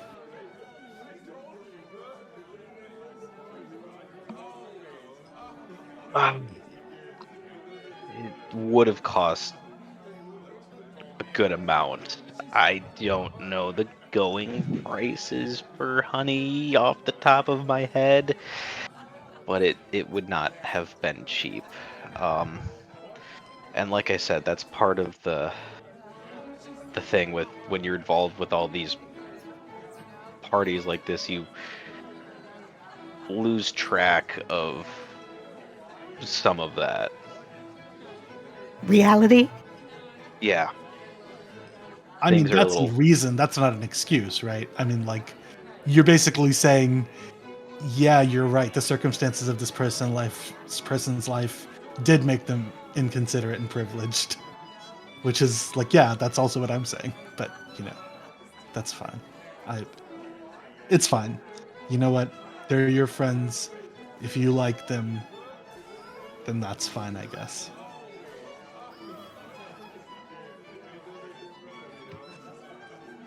I can defend myself, but I don't know if you would like it very much. Yes, I know you can. I've seen you do it, and you have my you don't need my permission to defend yourself, but you defend yourself in what you feel is the best way, and I will always have your back on it, even if Zane gets put through a wall. Might just teach him some manners. Mia looks skeptical, but nods. So I would prefer something maybe a little softer than a wall first, if it comes to it. Oh, of course. Don't need a. I don't want to hurt anybody. Yeah. A somewhat fleshy hand. Oh. But no, so just little background on them. My friend Stacia, she is basically the premier tattoo artist in Artavishte. As I'm sure you know, Rohan, tattooing was a big thing for Patricians, and with the influx of Patricians into Artavishte, their culture melded in, and the Artavishtans were really into the tattooing scene, and from that, multiple artists over the years became well known and famous, and Stacia is one of the more recent ones, and she is. I don't know if you saw any of the tattoos that she has on her own body at that quick moment, but she is extremely good at it. Zane, for as cocky as he is actually an extremely good naval officer, and oh god, he's an extremely good naval officer, and he's the head of the Vitecourt Navy. And yeah, when you say it like that, it sounds crazy. Yeah. Well, there's this whole private, basically this privateering company started off working for Vitecourt, and he inherited it from his dad, and there was a contract and whatever. But he's basically the head of the Vicanian Navy. And then my other friend who was there, Cornelius, is he's part of the commercial board, the Board of Commerce for Vicania, and was originally a very prominent virgin. So my friend Marcus, who was not there, former guard captain, and was a huge help in organizing and fighting the beginning of the Black Sun. But he's retired, and thanks to his service, is still quite welcome at court. Okay. Mira knows some of those words. Seems all influential people in their own way. I've heard of Stasia, actually. How did you fall in with them? Well, when you're a former scout, lieutenant, and you end up basically in all of this for the first time, you end up falling in with the rougher crowd of the individuals who are there, the more relaxed, I guess you could say, the less posh and stuffy, or at least they seemed so at the time. And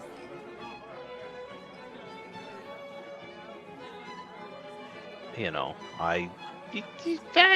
never really had the chance to see me really cut loose at one of these crazy parties that they have here. So, Truthfully, I was impressed to see to see how well you fit in here. Well, I've been doing it for some time. You do pick up a few things, Or just seeing you on the road, it wasn't what I expected. Yeah, it was nice to get back on the road. I lost touch with some of that while being here, and I do regret that. I wish that I could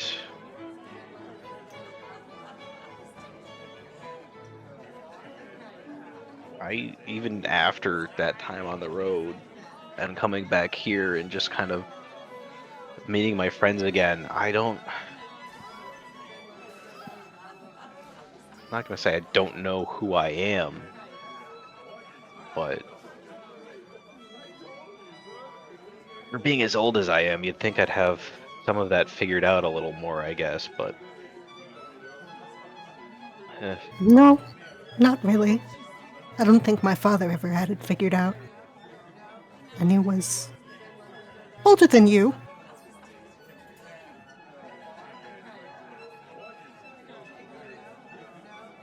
Well, I think it's nice not having it figured out, because you get to choose.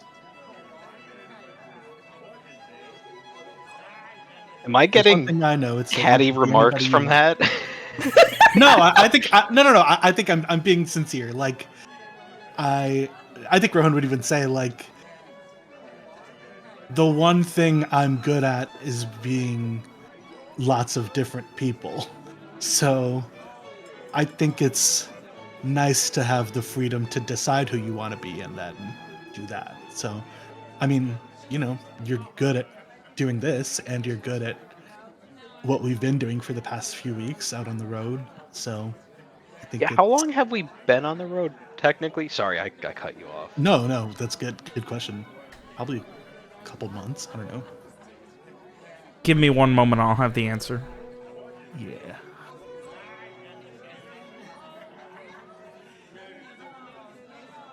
I mean, keep going. I'll get you an answer. Okay. I think, it sounds like you were a very good soldier. You were a good wayfinder. you're a good political, entity. I think you have options, so you can. Yeah, I mean, I'll be honest. When it comes down to the political stuff, I'm really just kind of arm candy. The real political individual is Viv, and of course, you've met her. Yeah.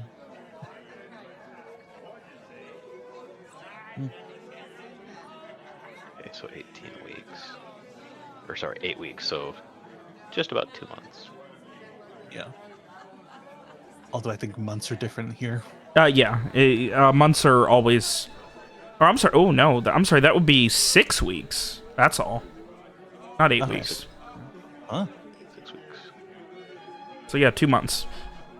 2 months. Month is 21 days. It's been... Wow, yeah. You've only been together for 41 days since this whole thing began. 41 days. And y'all have saved me multiple times. Really drives home how fucking breakneck pace this whole thing has been. Yeah. Like, for in character time. Yeah. But yeah, like I said, things didn't go off to such a great start, and I hope that maybe we can start that over. I understand if it just doesn't, I would like all of my friends to be friends as well, but I understand that not everyone is. Some people just rub other people the wrong way, and I won't hold that against any of you if that's how you feel about the friends that I have here.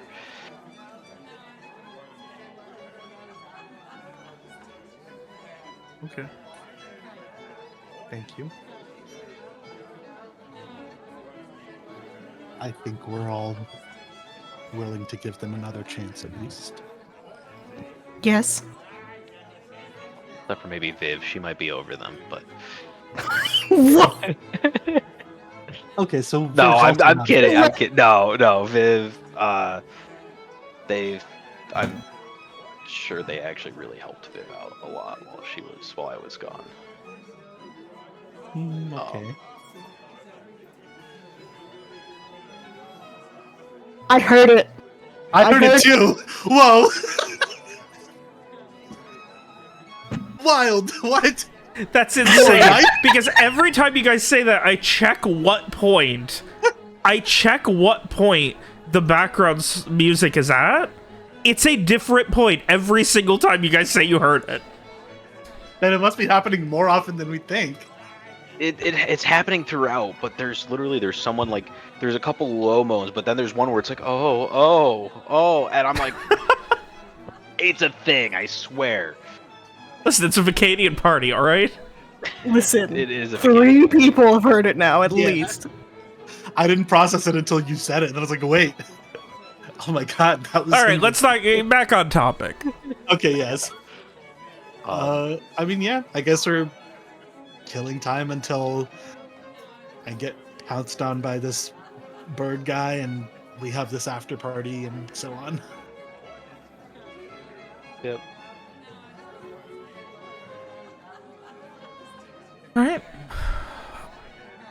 Otherwise, after you guys kind of get back to it and begin relaxing a bit, Bill Abney makes his way over and heads over to Frey and just... How have you been enjoying the evening, love? Been good. Oh yes, been meeting many the colorful figures here. Oh, I've noticed. Honestly, a little intimidating seeing someone that is so adept. Don't think I'm ever gonna be able to walk into a conversation with a glass of wine like that and walk out with another one that's even more full, but certainly impressed, Mr. Frey.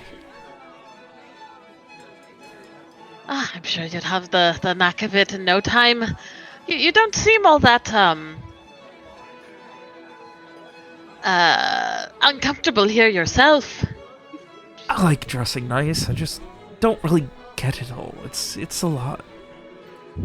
But he kind of like sitting next to you. He like scratches his chin and looks down at the table. And one thing, Mr. Frey, that I've never been able to figure out. Maybe you can help me. Go ahead. I would love to learn how to dance. Really? You've never learned? No. Awful. Oh, it can't be that terrible. I have 4 left feet. Oh, that's impressive, because looking down, I only see 1. Well, come on then. Let's see let's see just where you're at then, shall we? Of course. He stands up and stumbles a bit nervously, and you make your way to the growing dance floor in the middle of the ballroom. And after a couple of minutes, he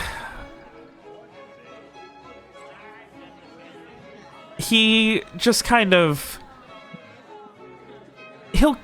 he seems like he's doing a decent job, like obviously letting you lead, but then he will stumble or just kind of, stop for a second and like stare at you and just give a look of, how are you this good, love?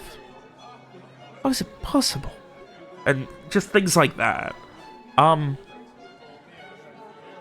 would like you to give me a dexterity into it. Oh, okay. I'm curious if Frey notices something. A 5. All right. Nothing to worry about. Is he pretending to be bad? Nothing to worry about. Okay. So Frey kind of like, pauses with him every so often, helping to like, correct his rhythm, the steps. Are these like what do you call them? The dances with like the set Line steps, dances? or is it just like freeform? Right now, it is, again, this is much more casual. It is very much freeform. People are getting up, dancing for a little while, going back down. Okay. There are some people who are trading partners while they're dancing, but for the most part, it just looks like this is about as relaxed of a party as you can get in Art of Ishta. Okay. Yeah, so Frey is definitely helping to guide him along. And yeah, just trying to give little advice, little encouragements here and there.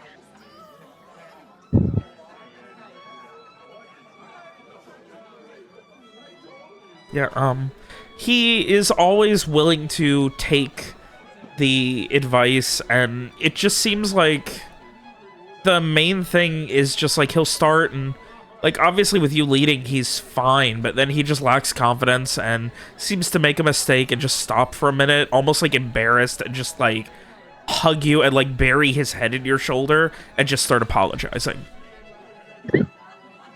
Okay. Frey will kind of like rub his back a little and just, it's too much. Could always take a break. You don't need to put yourself we're going out. to get this. We're going to get this. You're right, teacher. We're going to get this. I don't care if my feet bleed all night. I don't need to be as good as you, but I want to at least be able to keep up. Well. Please? Well, if you insist. But I think they're starting another tune in a moment here. Perhaps something different then. It's a bit more of a relaxed pace.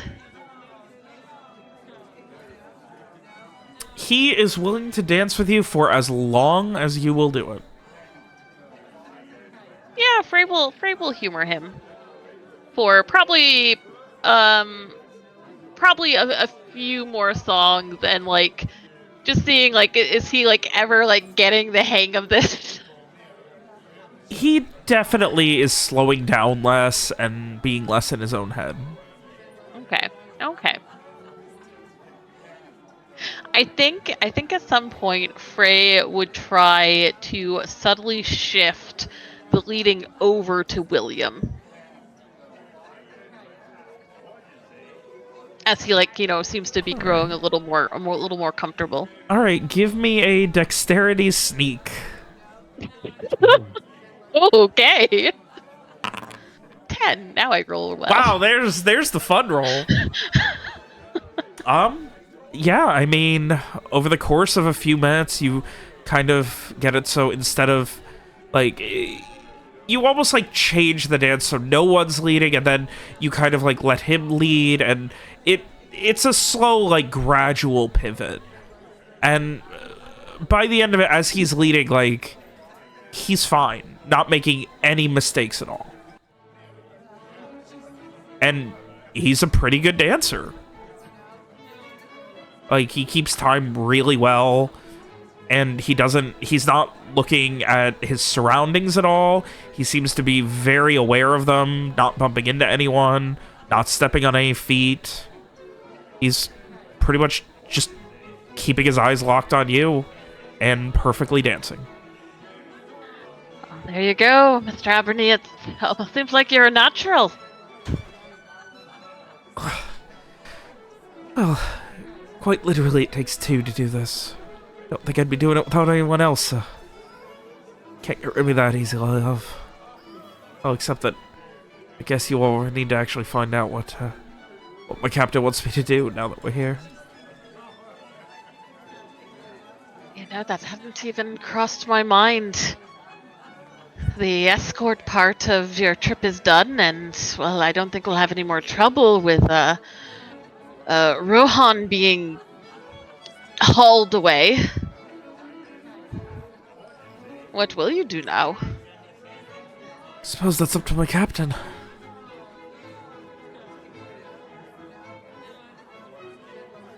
But certainly not going to be getting any missives or directions or commands tonight, so I'm all yours.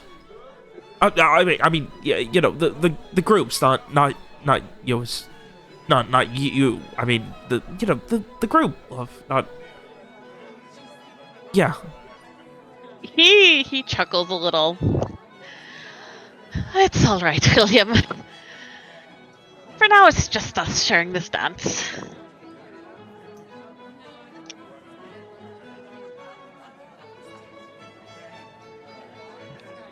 And yeah, he'll let that go on for a little while longer.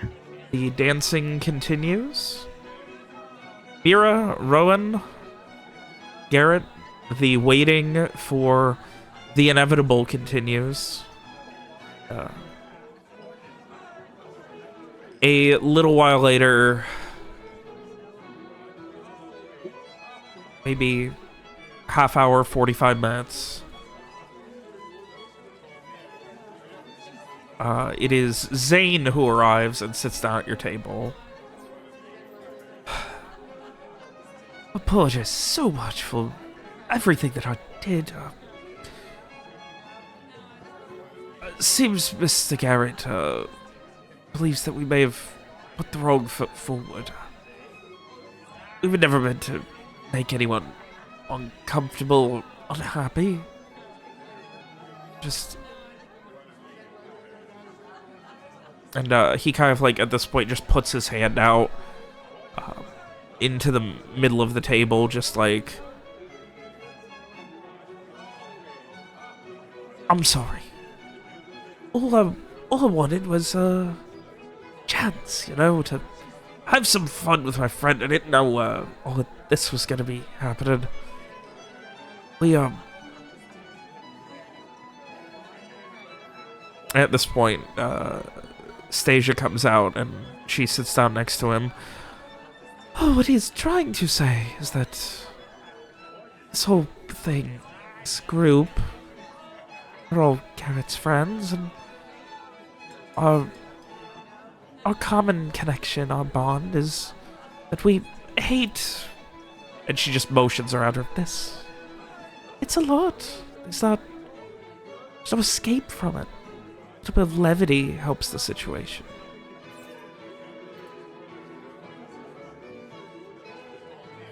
That's fair. I think I'm like looking at Mira to see if she, like how she's reacting, because like I think they like Zane was rudest to her, so I'm sort of trying to see if like she's... Yeah, Zane at this point has a hand held out to Mira.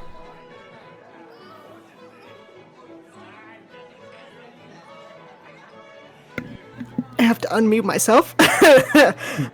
She looks relaxed and will take his hand briefly. He squeezes it. I'm so sorry if I did anything untoward towards you. A lovely lady such as yourself deserves respect and honesty, so what can I do to make it up to you? Anything. You name it.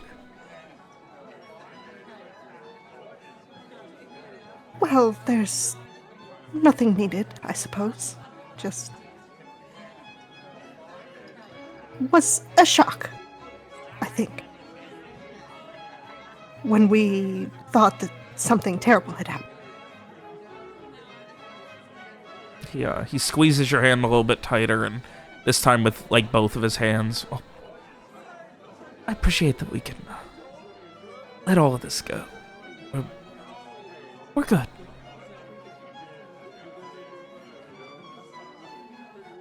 Can I get a vibe check? Is he like genuinely trying to make nice, or is he still flirting? Give me a wisdom into it. Okay. Porque no los dos? Yeah, it could be both. Yeah, he is definitely flirting by way of making nice.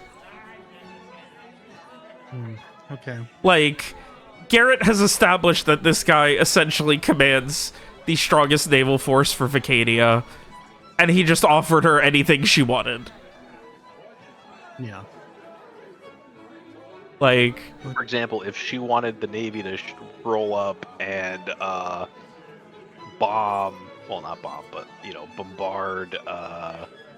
Hey, how about you shoot some cannons off for me? That'd be pretty cool. Yeah, I mean, she could.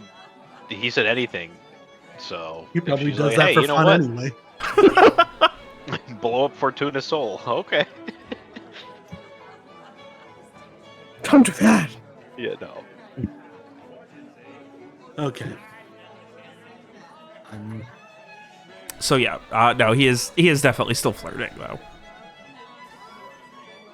It also did not escape my notice that he said, "I apologize if I did anything untoward towards you," which is like, buddy, you did. You were there. He didn't know. He didn't know that he was being rude. You can't punish someone for ignorance. You sure can. Tell the U.S. government.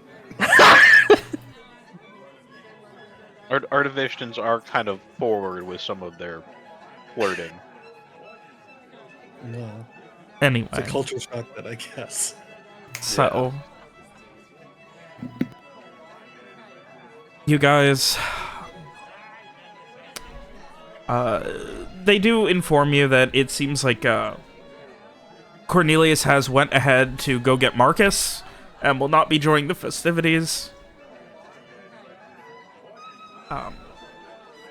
Yeah, otherwise, anything else that you guys want to do or say for the extent of the party?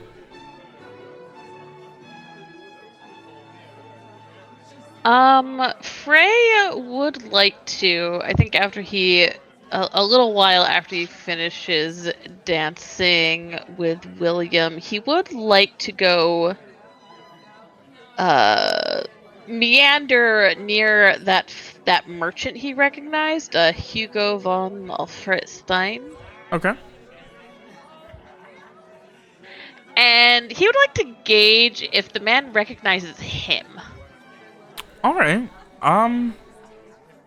Give me a wisdom into it. Okay. You kind of idle around him, sit down, maybe have a conversation with someone else at the table for a few minutes. Far as you can tell, the only thing that guy recognizes is a lot of high-quality free food right now. Okay.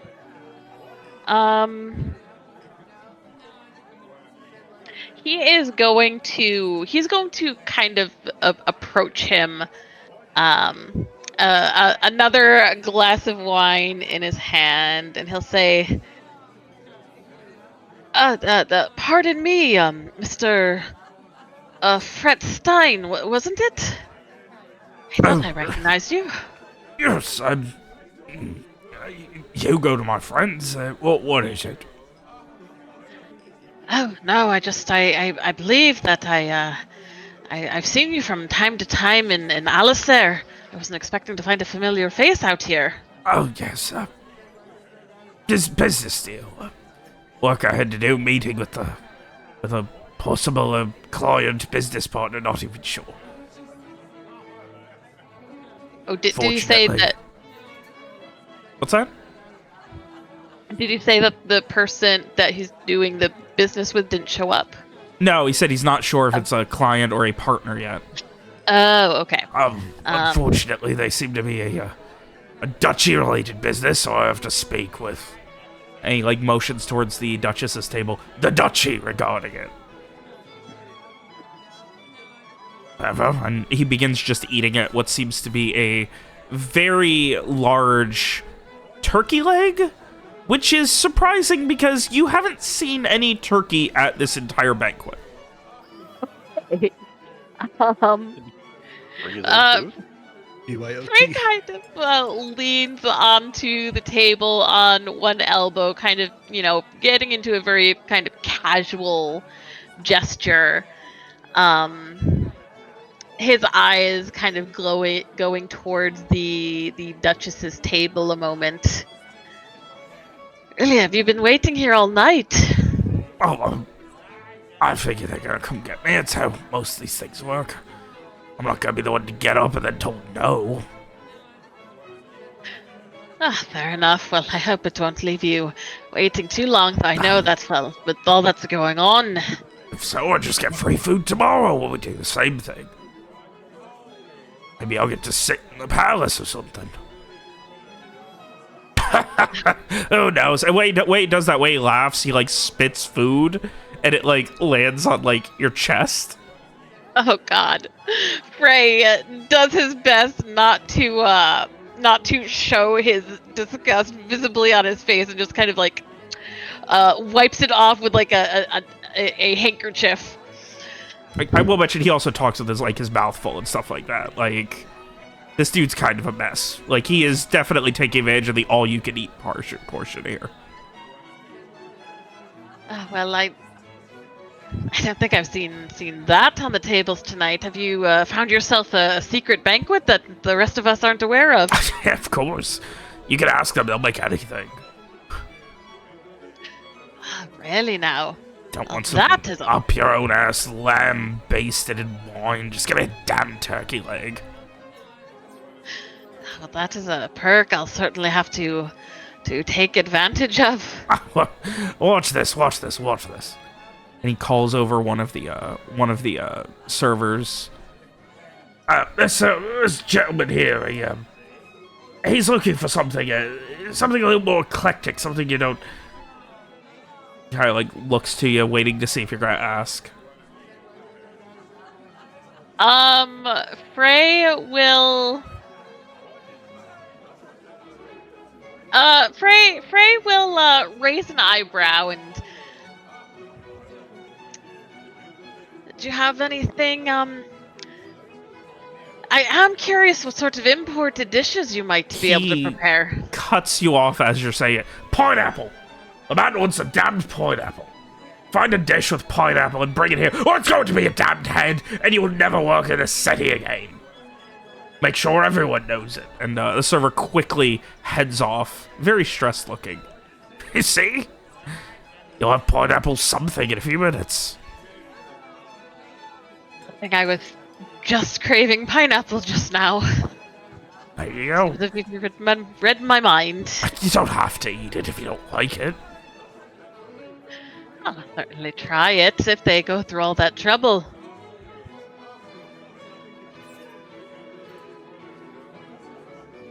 But hey, so what sort of business are you involved in? I know mostly information. I'm a broker more than anything else these days. I mean, I have warehouses, I do trade, but mostly I'm putting people together. Someone needs something. They need, you know, say you. He slaps his hand onto the table, to readjust and reorganize his thoughts. As he does, he leaves a very greasy handprint on the table as he sits up. Let's say you're a leather worker. Great leather worker. You know, round the world is a great leather worker. And all around the world, you need me. You're a great leather worker, but you don't have enough leathers. You got hunters who go out, you pay decent, but it's just not enough. Well, that's where I'll come in. I find someone, I buy the leather, I sell it to you.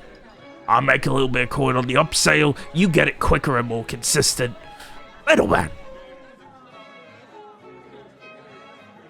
You bring people and businesses together. Certainly a valuable friend to have. I'm love of another kind, my friend. Some people are looking for courtship, some people romance, some people want to fuck. I just want to see coin change hands. Well, I have a feeling you'll find plenty of that in a place like this. Well, it's my hope. Certainly my hope. And wait, he says hope, like the P emphasizes, and he does spit a little. I'm hating every moment of this interaction. I don't know what Frey or Ronnie was hoping to get out of this. I was. Oh, I'm sorry. Go ahead. Oh, well, I was actually curious. When were you last in Alistair? Kind of things. It's over a month ago. Got here kind of early. You see, the business partner I'm meeting is covered my stay here, so I mean it's on another company's coin, so every silver I spend isn't mine. Certainly can't. Certainly have to take advantage of that. But I am curious. Have you heard any interesting news out of Alistair? It's been a while since I've. I'm like, it's Alistair. What are they gonna do besides have the NSO brag about catching pirates and some shite about? He just kind of starts thinking and he gestures with his hands, just kind of flailing them while he thinks. Some shite about Rayclow Town and how they gotta, you'll get someone sitting on a corner who says they swear they heard it, Rayclow's coming back, they're gonna level the city, a regular shite. What are you looking for? What's your angle, mister? He gives a small smile. Frey. What's your angle, Mr. Frey? What are you looking for? Like you, I'm just looking for information, for news from home. Well, fortunately, I got plenty of people back there that pay very well to make sure I don't need that information when I'm not there. I think of it like a vacation paid for by another company. I certainly don't want to get in the way of your relaxations or your business day deals. Well, What is it you do? What is it you're looking for, Mr. Frey? Besides information, why? What is it? And he again starts, like, just flailing his hands, like, rotating them on his wrists. Talk to us. Well, I was curious if there's been any,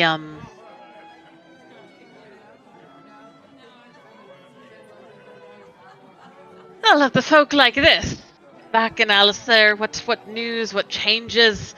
I was rather invested in much of what had been interesting to high society, the people you wish to know. And it's been a while. I've been a bit out of it. Oh, at this point, he kind of like stretches out a bit and he just slaps you on the back a little too hard. And you can feel the warm grease of turkey now seeping into the outermost layer of your suit. Not much I can tell you, unfortunately, Mr. Frey, but I do enjoy having a drinking buddy. And he holds up his glass of wine to clink it to yours. Frey smiles through his internal disgust, and he will clink his glass next to against his. And he does not drink wine. He drinks wine as if it is ale as well. Like, he's not taking a sip. He just, like, chugs it and... Another... What happened to you? I'm gonna find that kid. You know, make sure that they never walk in this damn city again because they can't find your pineapple. Some service this is. Make sure the Duchess knows about it. Knows that she can't treat her guests with the same respect that they deserve. Of course. I'll certainly pass on my concerns, but I do believe I see somebody else who I should try and have a word with before the evening is over, but it was a pleasure speaking with you. I don't know what you were wanting out of that conversation, Ronnie, and I am so sorry. It was like I just got to torture Frey for 15 minutes. It was torture. He kind of wanted to know, like, you know, if there's any word from Alistair, if, you know, his sudden departure has maybe raised some issues. But this fellow does not know anything. So he is going to try and make a polite exit. So as the evening winds down, at least here at the Palace Ballroom, we are going to go ahead and take a quick break.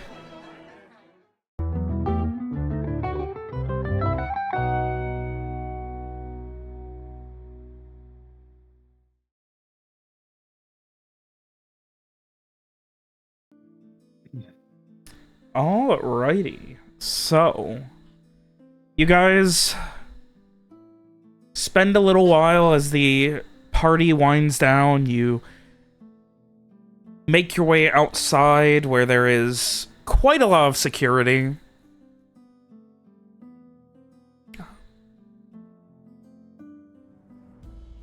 Is the plan still to eventually head to the Royal Garden?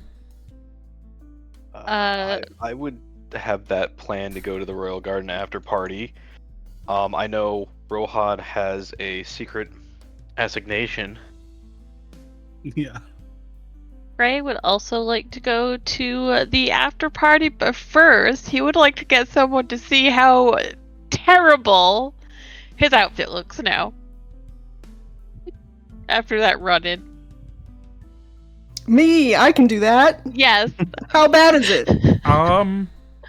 The outermost layer has the majority of a greasy, slightly dripping handprint on it. Is it as bad as Honey Garett? It's more... What color outfit would Frey have picked? Frey probably would have gone with something in like a let's say some like blue and gold tones. Okay. And I assume bright because you specifically asked if it's like dull colors or not. Yeah. Oh, it's pretty bad. Like Yeah. It's a lot worse than the honey. At least isn't really that visible after a while. Honey Garett don't care. Whereas, no, that is full on like a handprint on the back of his suit. You could get like a cape or something to cover it. Well,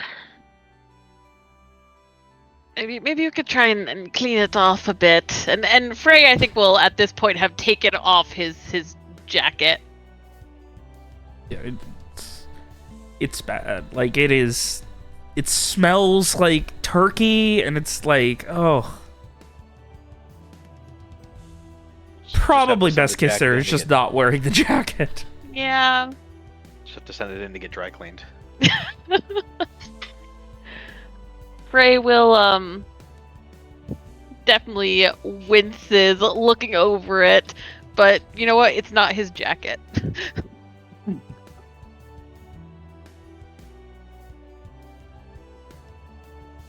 Well, I suppose this will,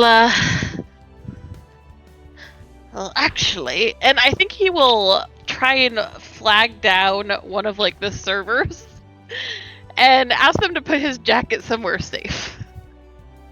Not a problem.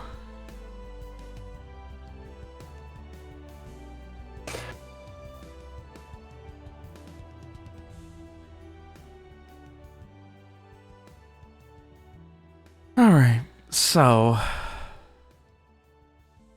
Otherwise, are you all heading straight to the Royal Garden to meet up, or are you meandering your way over there, or... I guess I will try to make myself, like, split off from the pack and look vulnerable so this guy will come get me now. Then I can go to the after party. Look vulnerable? Do you think he's like a wolf? Is he hunting you? I'm trying to be like the slowest antelope.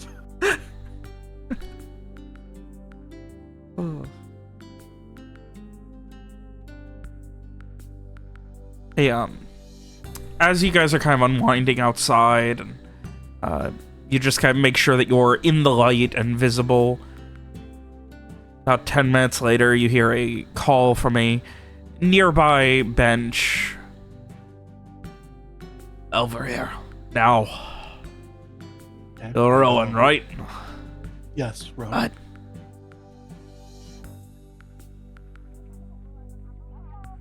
No interested in getting into the Lucian Ray. That's correct. That is correct. Good. Now, my colleagues have explained that you and your compatriots have some skills. Yes. I need some help, and I need someone who can help with it. Okay. I can get your approval. I can keep you in the Lucian Ray, you just need to work for me. On a continual basis, or just for this one thing? You're going to be my private pupil. I don't take many anymore. Okay. So? What kind of... Is there something specific that you... Yes. Need my help? There's a colleague I work with. Jameson Indus. Okay. He has some research that I need.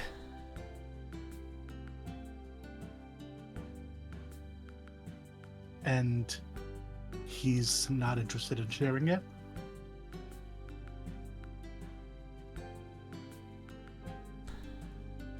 He is not,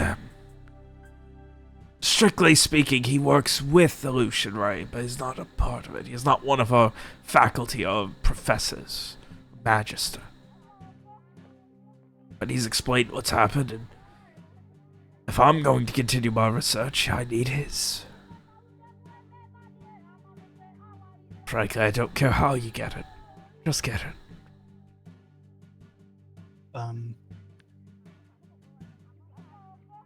Okay. Okay. I can do that. He begins describing where this gentleman lives. He seems to have a chateau in the Glimmering Heights district. Okay. Which is the westernmost portion of the city that is up on hills and up against the mountain. It's the rich... Like, if you're not in the palace, that's where you live when you're rich. Like, if you can't get, like... If you're not related and you can't get into the palace, that's where you end up. Okay.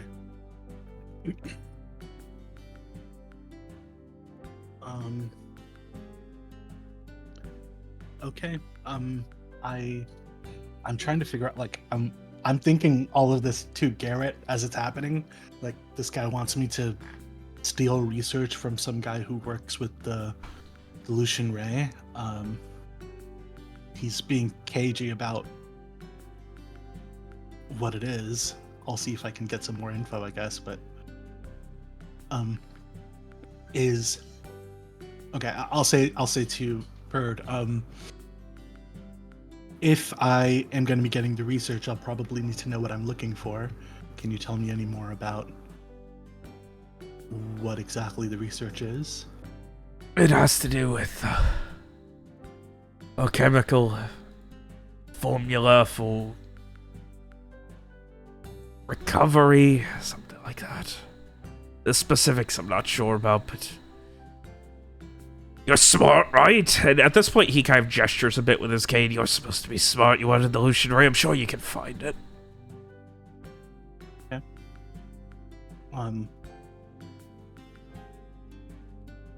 Okay. I can do that. Stupendous. I'll see you first thing in the morning. Okay. And I'll be waiting at my office at the Lucian Ray. And he gives you rough directions to his office. If you get lost, just ask someone. Sure. Okay. What time of night is it now? Probably like 10, 11, like closing in on midnight at this point, like probably 11. Huh. How far is the Glimmering Heights district from here? Probably hour's walk, depending on how fast you go. Well, I'm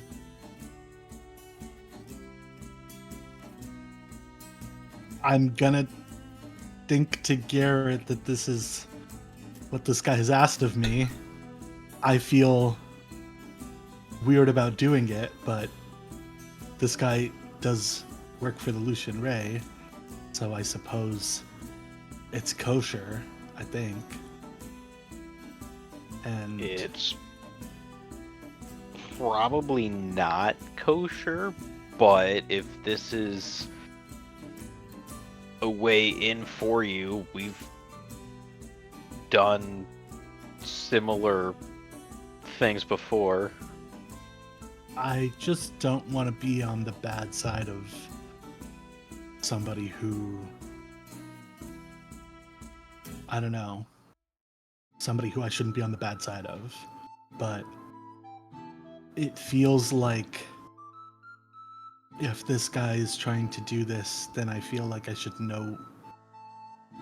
It would be good to look at the research anyway, based on what we've seen, and then I suppose after the fact I can decide after it's in hand whether we want to actually give it to him or not. Yeah. Right.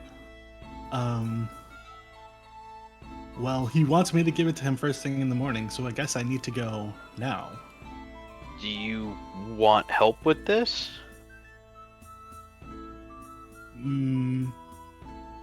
No. I think it's maybe better if I go alone. I can probably be sneakier and just go in invisible. Do you have your abilities? I know that I do now, yes. Okay.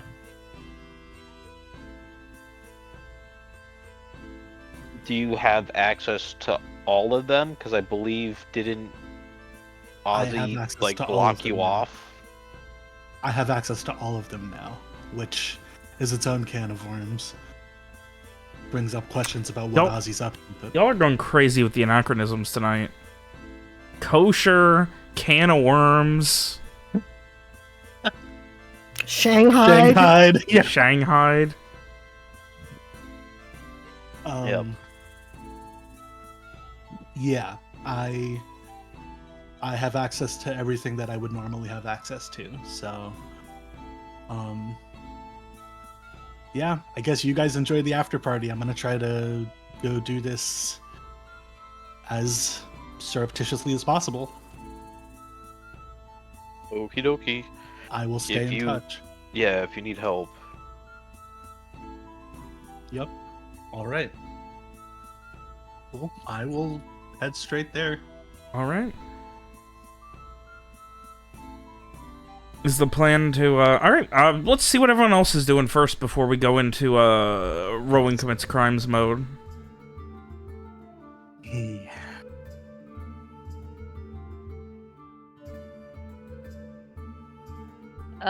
Well, Frey would like to go to the after party as planned. Is William going to?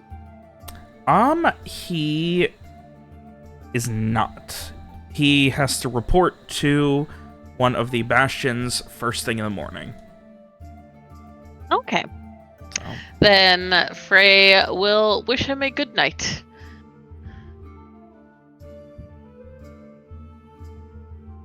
Hopefully not the last one, though, love. How things going? Don't know. Could be shipping me out tomorrow. Wait until the next caravan south and just sending me back. It's also hoping this would take longer. Well, just to make sure if you do have to leave, don't leave without a word. Oh, trust me, words are the one thing I'm decent at.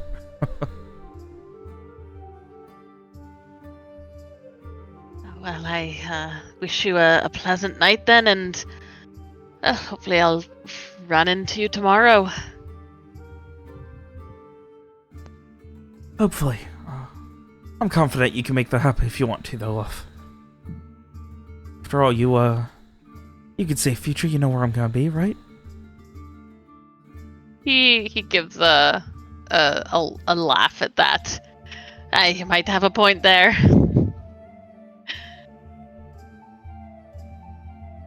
Well, perhaps lunch then, if you can find the time. Crossing my fingers.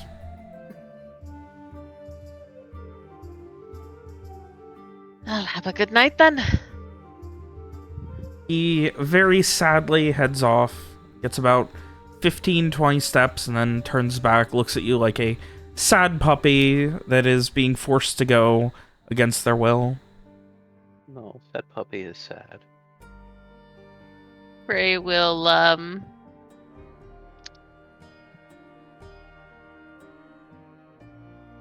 Frey will give him a small wave and just say, tomorrow then. He waves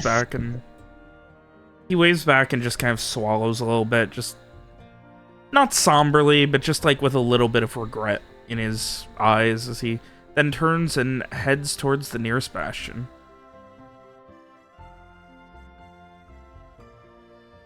Okay.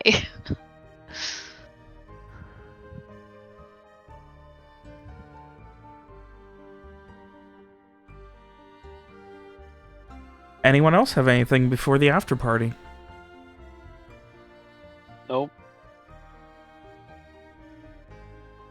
Over the course of the next little while, as the day turns to night, or the night turns to the next one, you cross past midnight, and you all head to the nearby Royal Garden Tavern and Eatery.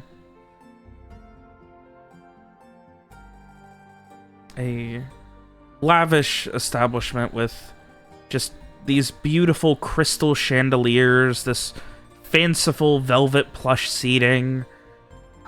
everything is very open. There are multiple floors. It looks like there are 3 floors, and the second floor also has the first floor opens into a very large centered chandelier that comes down from the top of the second. There are balconies that overlook it. It is not quiet, but reserved. There's more excitement here than at the banquet, but it is still a reserved kind of, like, everyone is enjoying themselves and enjoying their conversation. There are some people sitting at a bar. They are laughing about something. You can't really tell. It seems you lot have arrived before the Duchess.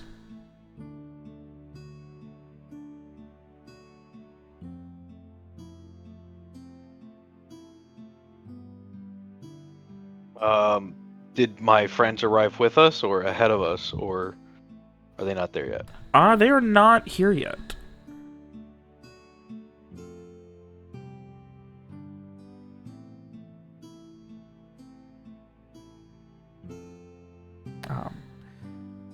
As you guys arrive, there is a gentleman, maybe 40-ish, like black, starting to gray hair.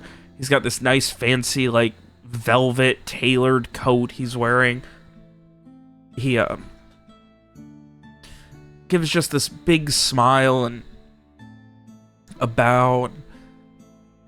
Hello, you must be part of the Duchess's party that is arriving. We have already secured the grounds. The Ducal Guard have already vetted everyone here a second time after their entry onto the palace grounds. Rest assured, you are safe and comfortable for the duration of your stay, and the Duchess will be covering your bill this evening, so everything is on the house.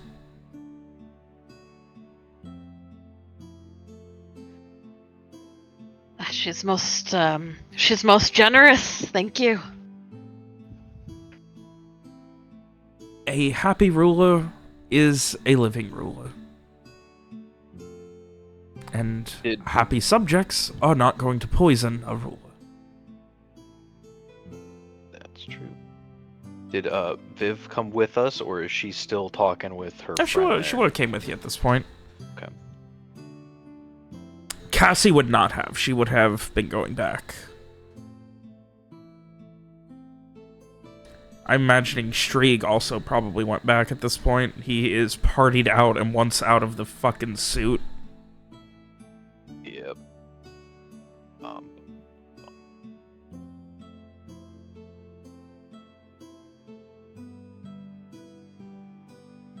Well, I will certainly order some wine, some nice strong wine, and get started in on that. For the group or just for yourself? For myself, but I'll also order some for the group too. I mean, it's on the Duchess's dime, so why not? Let's get a couple bottles for the table. Wonderful. Yes, Frey appreciates that.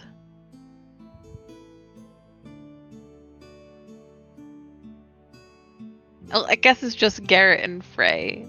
And Vivian, because Mira doesn't drink. Correct.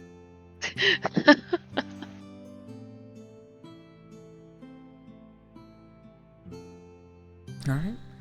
You guys relax and wait. A couple more people do drop in before finally there is a very, like, a trumpet that sounds at the doorway, and then you see as 2 Ducal guards open the double doors all the way, and one of them, everyone, please rise. The royalty has arrived. And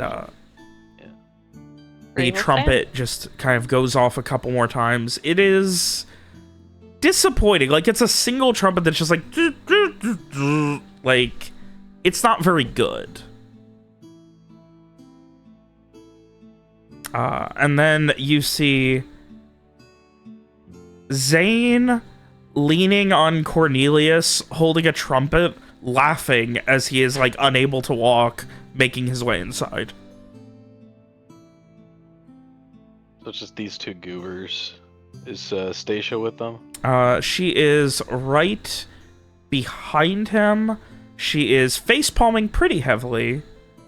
And walking arm in arm with Marcus Garett, the retired captain and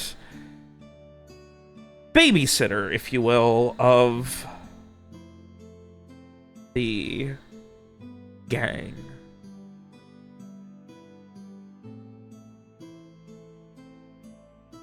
I'll stand up and call out, Marcus, I'm glad you could make it. I heard that you had run into a bit of foot trouble last night. What happens to me just don't matter. What is going to happen to this damned child when I'm done with him tonight is the only thing that is going to matter. I'm going to break each one of his fingers. Break them so much that the knuckles will show when I bend the bones apart. When I'm done with that, I'm going to take each of his fingernails and pry them off with blacksmith pliers. Once he has lost all feeling in his fingers, I will begin to slice his palms and pour the hottest spices we have into them. And I will finish flaying his hands so that he may never touch another thing again. Or perhaps I'll just have another round. How about it? Yeah, why don't we go with that route?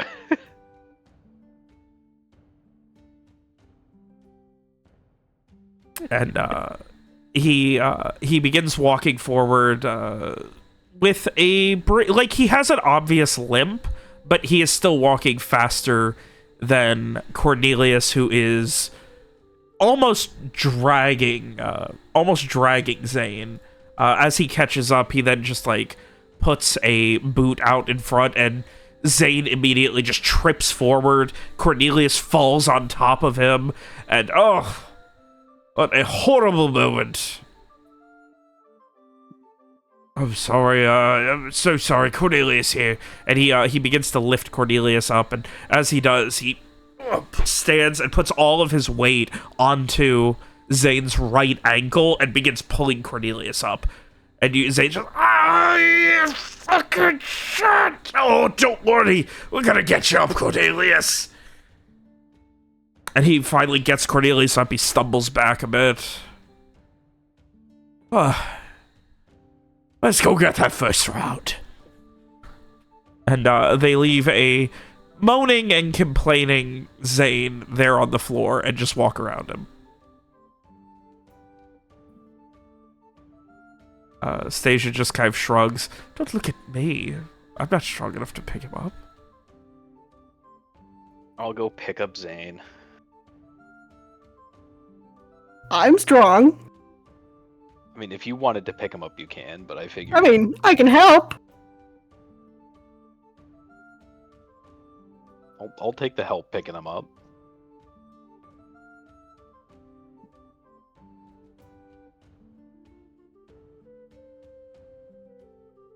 Sure. All right. Yeah, you guys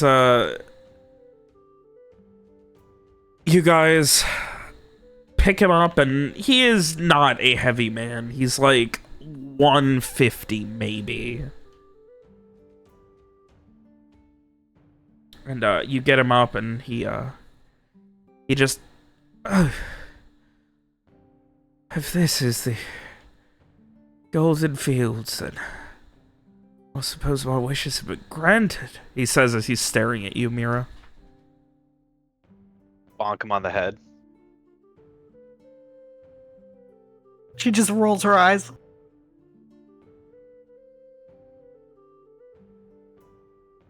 Keep it together, Zane.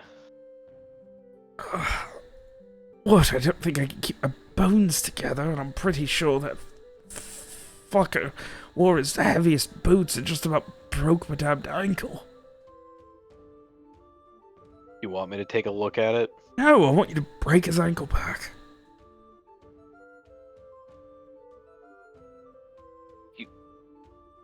I'm the guy who shoots things with a bow and arrow. Remember? I don't go breaking ankles. Listen, you're strong. You can do it. I believe in you. He, like, taps you on the shoulder. And you can tell this dude is drunk and out of his mind on tear seed. Looks like I've got some catching up to do if I'm going to ever reach your level. Not that I plan on quite that much tonight. Let's pour you into a seat.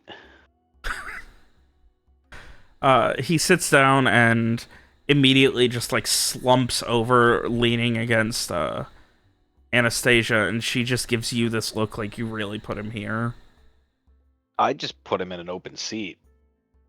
And yet here he is. How is that fair? Why don't I have to babysit him?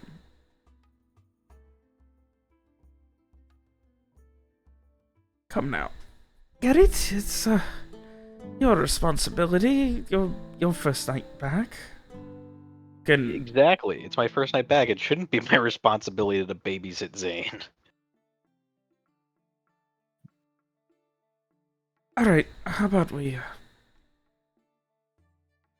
drink for it? Alright, sounds like a plan. Loser babysits, right? Yes, otherwise no one's going to. Come now. And, the first round comes out. First to finish it. Okay, what am I rolling? That's going to be I'm gonna say con... Ooh. Oh boy, what are you rolling for this? Physical save? Yeah, I'm gonna say con exert. Con exert, okay. Exert is not one of mine. I got a -1 to that. So, here we go. Well, you chug it all off. She starts drinking it, just immediately starts just coughing and pouring it all over her. Come on, Stacia. I thought you could do better than that. Alright, he is mine tonight. This beer sucks. I'll take him. I'll take him. There, Zane. And she pats him on the head. There. She starts to pat him on the head again, and then just, like, slides his head so that, like, his body slides down a little bit in the bench that they're sitting at, and she just slides down, and then she lets go, and his head thunk against the bench. There we go. He'll be fine. I raise my glass in a salute. They raise their glasses in agreement.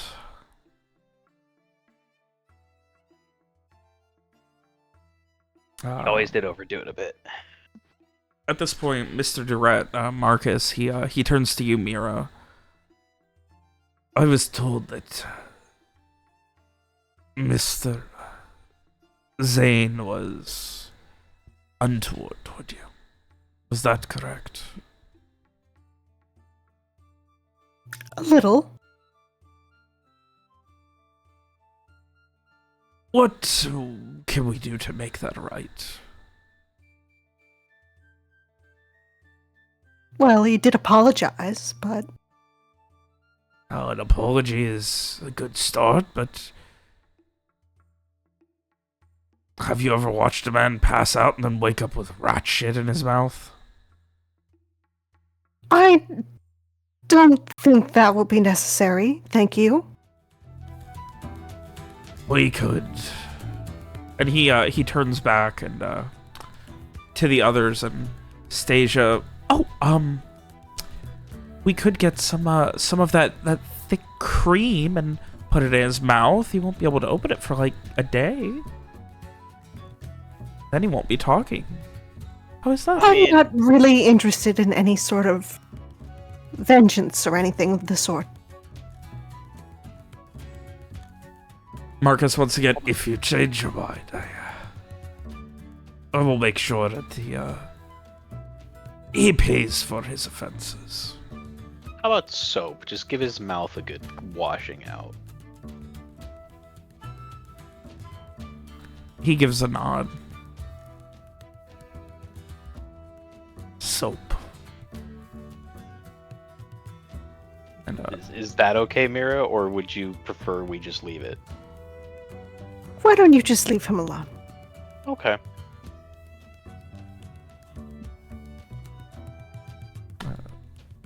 Cornelius, very lightly drinking. Like, everyone else seems like they're getting pretty hard on, and Cornelius is just kind of sipping at an ale, and he, all of this. Wish I could continue to keep up, but some of us have to work in the morning.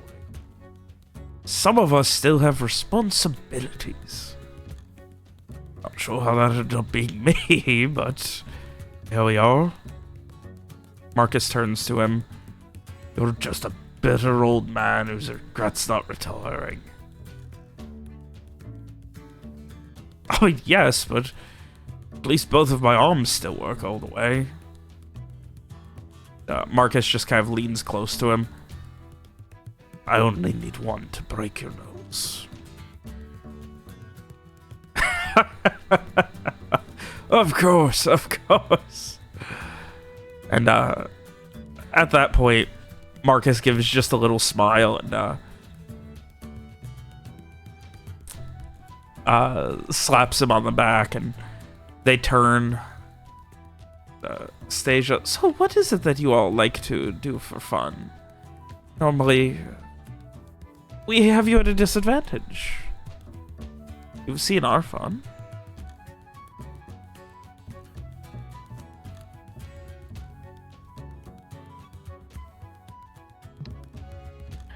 I feel like I've barely seen the start of it.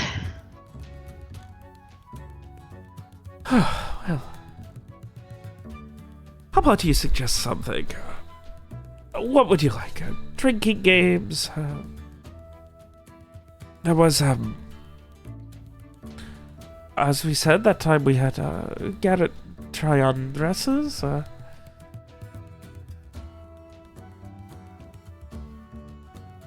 Well, I wouldn't want to get too deep into it, so we do have that meeting with the Duchess.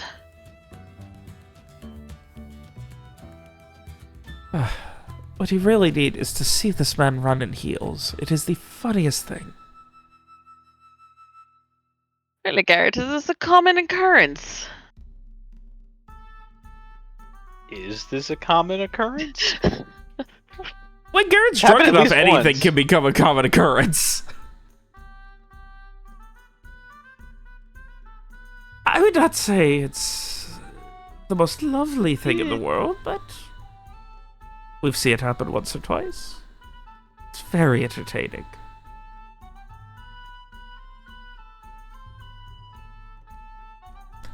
Watching a newborn baby try and walk. I mean, I'm not that bad.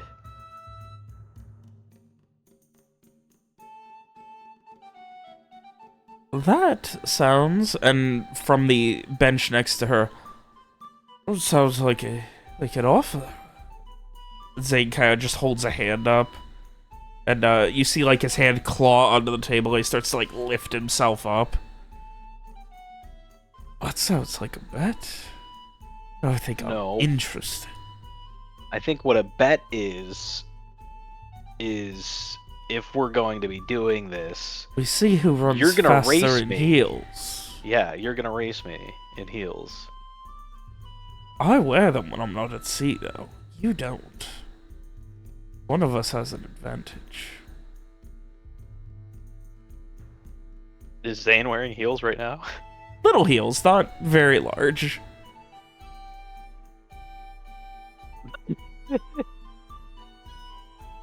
Then again, Yeah, I'm but also he's got a bad ankle. absolutely shit-faced. Yeah, you're also You got a that deal. counteracts your... What are we betting? Come on, Garett. What can we offer?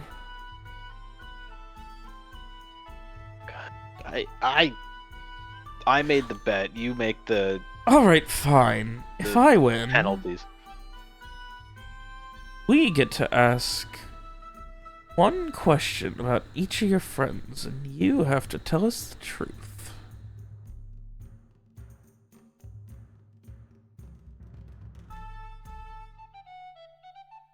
There are... everyone has their personal secrets, and there may be some things I may not be privy to tell, as it's not my story to tell, but that sounds fair enough. I'm not going to ask them how big their biggest shit is. Well... Oh, that would be a very lovely story. I'm sure you'd like it. Mr. And at this point, he's like leaning on his elbow and sitting up awkwardly sideways. And Zane just, Mr. Hell, what's the biggest shit you've ever taken?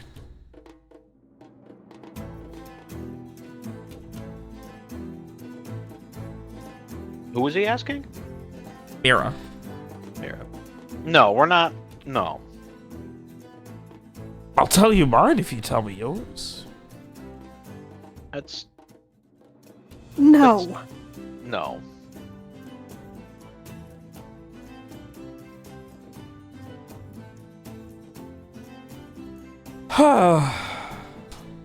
Garett, your new friends are so much less interesting than I thought they'd be. Could have humored me. Lied. Threw something at me. But say no? Really?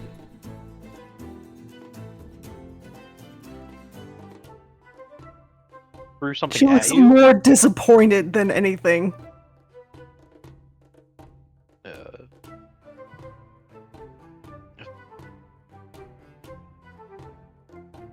What about the bet how far Mira can throw you? I don't want to hurt anyone. I would love to see that. She's. Sure, we could find. I don't think she can throw me pool. more than a couple of feet. She's not that strong. Look at her. I don't want to hurt him. Oh, please. You're not going to hurt me, Mr. Horrell. Maybe if we found a pool or a river or something, so that it wouldn't. I grew hurt, up on the sea. I was beaten, bludgeoned, and bruised by a ship before I was old enough to talk. Into water would be fine, as long as he's Yeah. not too drunk to swim. He swims like a fish. Drink like one, too. And at this point, he kind of grabs at the ale that Stasia was drinking and starts trying to pour it, and kind of misses and pours some on his chin, and it just kind of starts pouring on his chest. Might actually sober him up a bit. I kind of mumbled to Mira.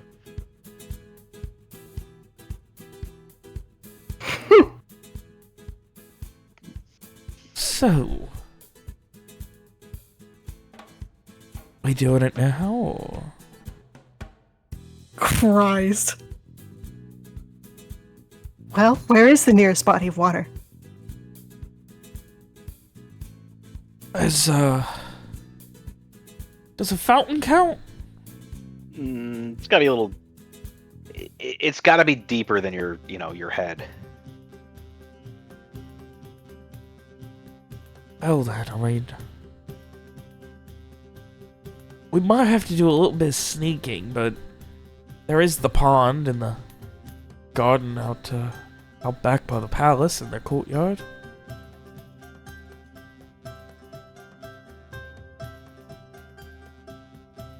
As long as we don't get in trouble.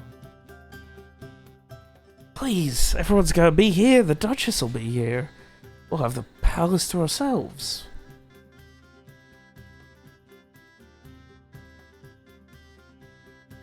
I mean, technically, you can't get in trouble if you don't get caught. There it is. There's the Garett I know and love. At this point, he slides Stasia's ale towards you. It gets about 2 feet, and then it hits a little bump and just rolls over and spills all over the table. Oh, shit.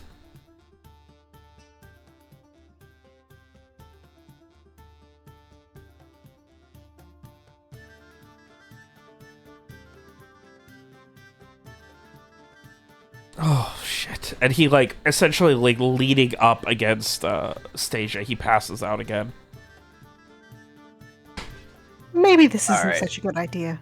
We can't throw him when he's passed out. We'll give him a little bit. We'll let him come around. Besides, we would have to sneak a little bit to get there, and you can't sneak with an unconscious guy very well. No.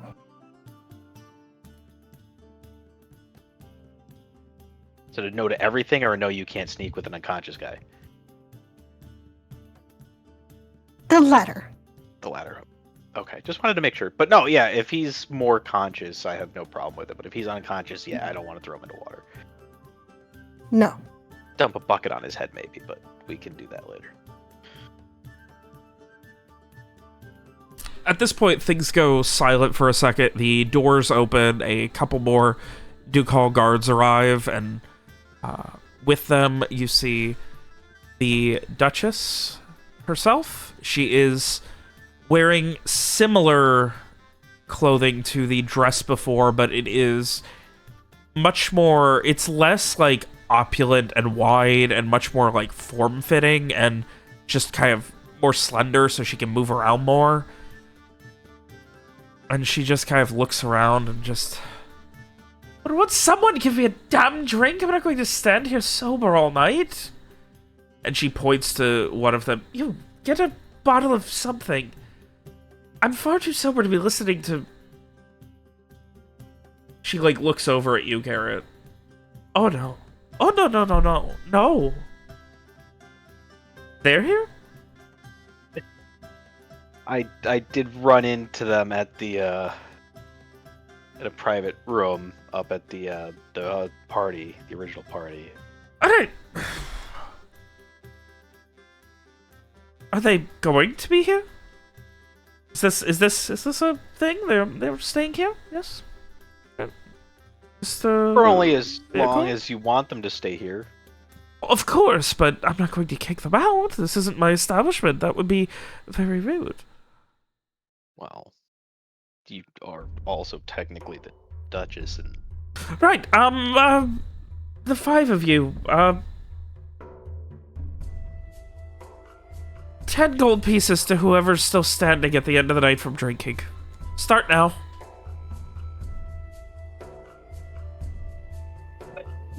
I look over at Zane. I think he's already out. Wake him up and start him again. I don't want him waking up halfway through. I'm not letting this night get ruined by these idiots. What if he dies? I have seen this man passed out and dumped overboard by his crew on a ship, and while half-conscious swim to shore. I'm fairly certain the man is immortal, so I don't think we have anything to worry about.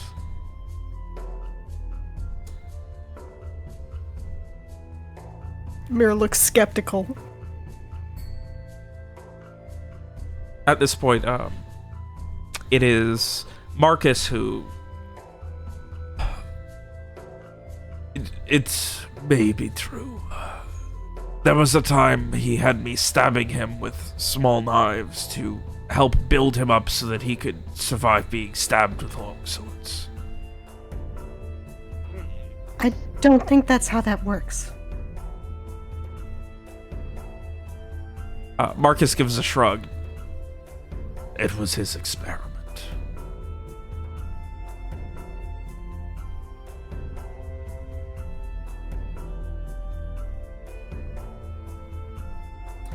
And at this point, the Duchess sits down next to you. Next to you, Mira. I guess you're kind of sitting there. I assume you're far away from the rest of the gang. So she kind of just sits down, pulls up a chair in between Mira and Frey. So what news is there of the outside world that they don't tell me in briefings in the morning when I'm too hungover to think about them.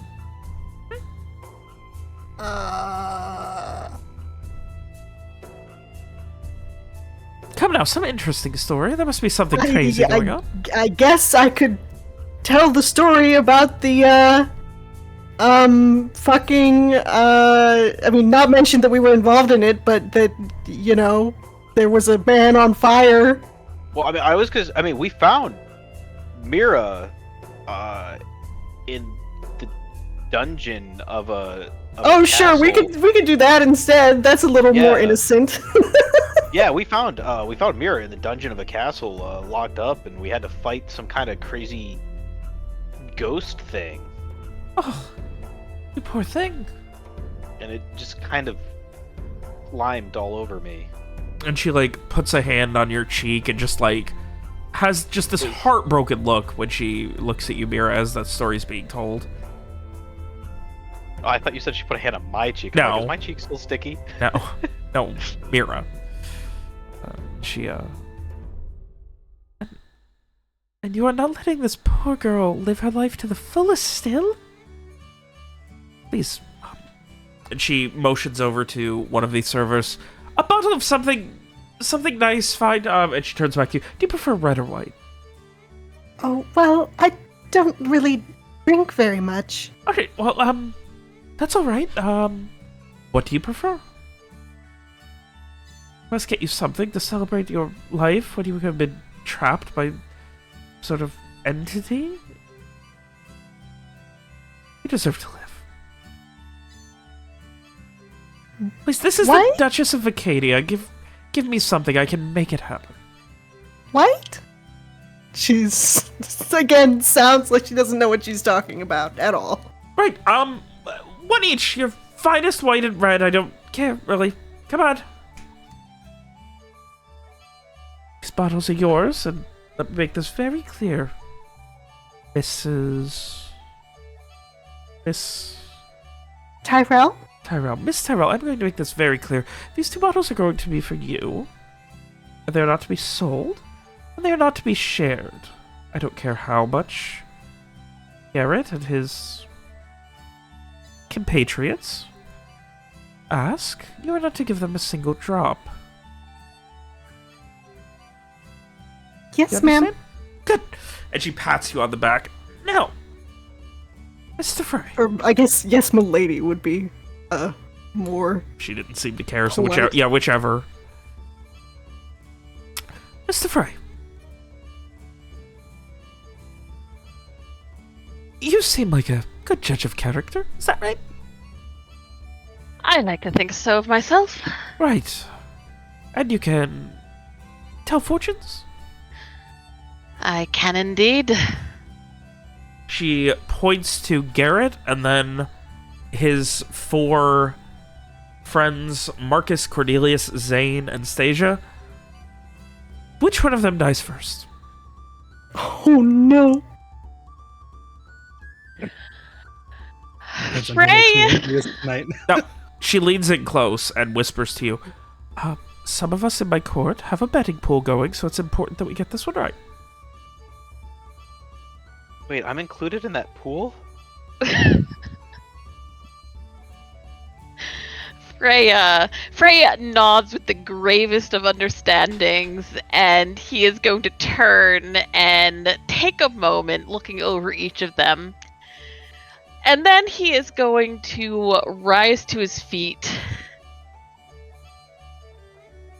I don't think we've even been properly introduced, but it seems that this is where...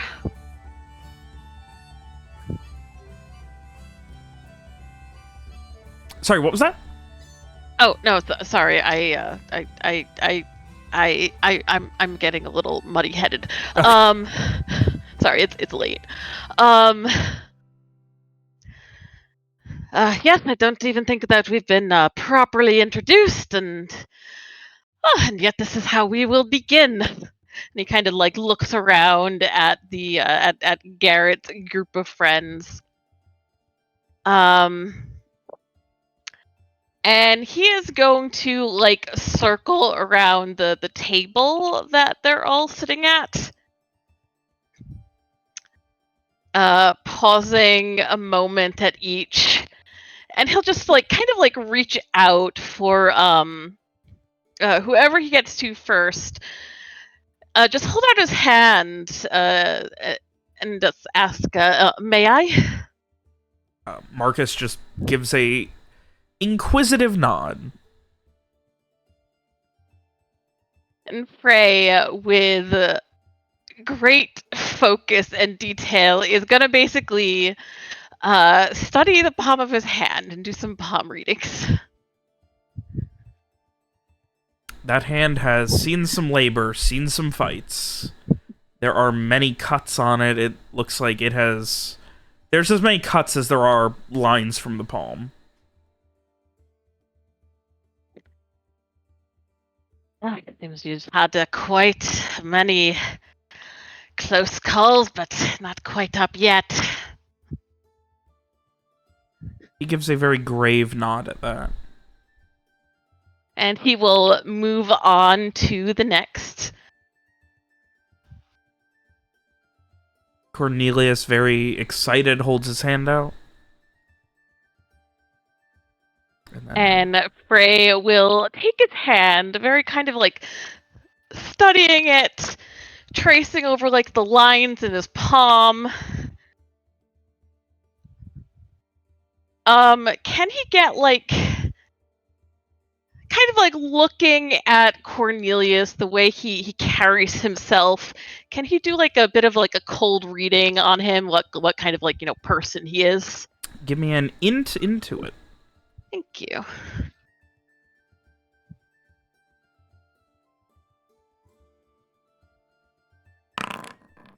Someday I'll raise my intuit. Listen, More. you don't need to read people when you can convince them to spill their guts to you, most of the time. Unfortunately, little more that, like, fairly soft hands, the life of a merchant. Other than that, this man is wide-eyed with excitement. Is he wearing any rings? He has probably 4 or 5 rings on. Okay, I would like to have Freya's fingers brush over those, and I'm gonna see if I pick up anything with my emotional resonance.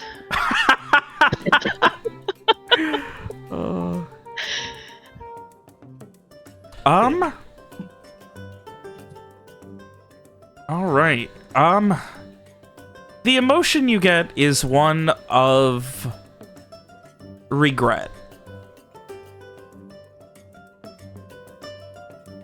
Okay. And it seems to be his emotion.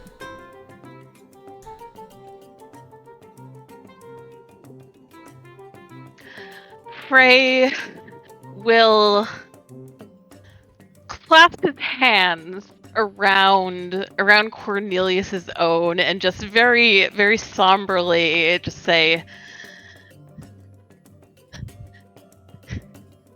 "It's all right, but it won't be you." And he will move on to the next.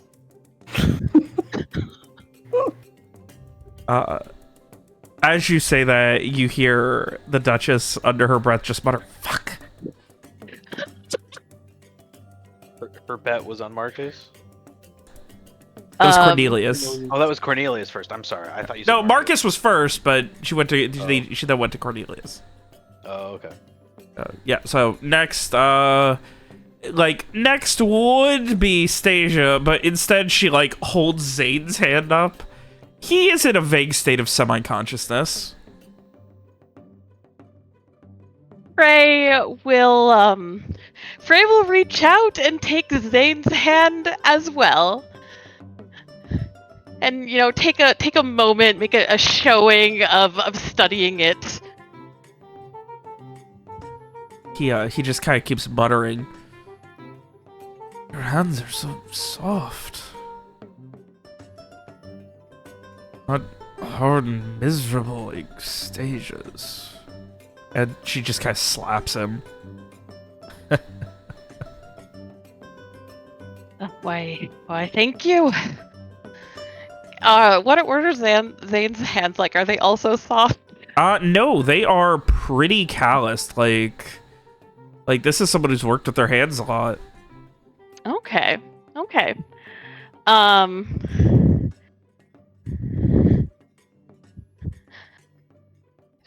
Where I could recommend a lotion or two.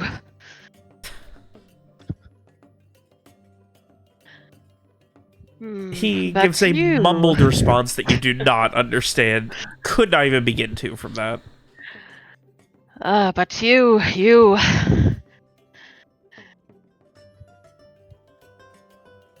If you know how to read them, a man's life is mapped out on his hands. And you will have quite many twists and turns, and it will certainly be in the cups.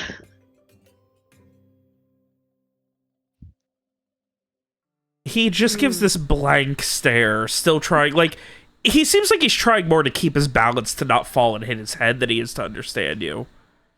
Okay.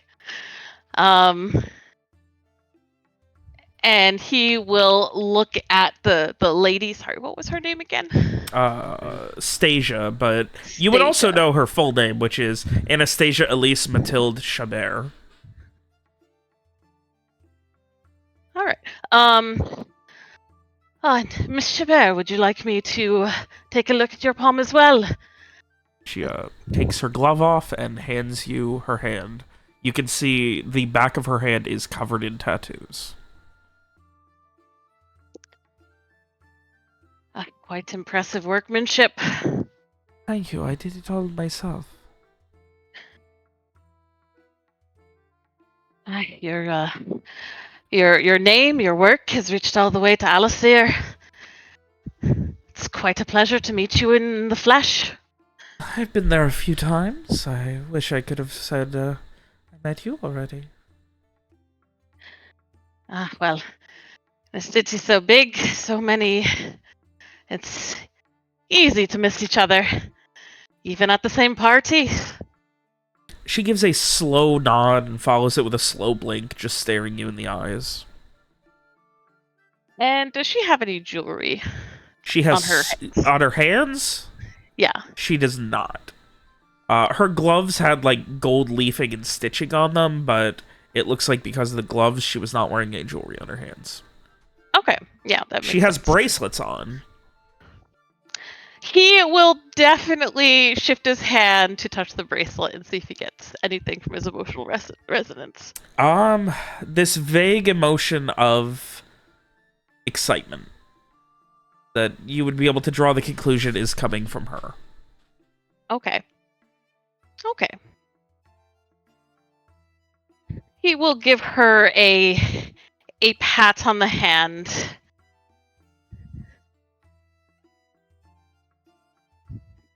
And then he will pause a moment. Frown as if... but... There's something right there, just on the edge of it. And I would like to focus in on my emotional resonance to dig deeper into that excitement. All right. You spend a moment focusing. Yeah. What a lovely ability here you have. Just, just taking a look. Give me a wisdom magic. Let's see how many questions you can ask one question of this impression. I would like to ask, what was she so excited about?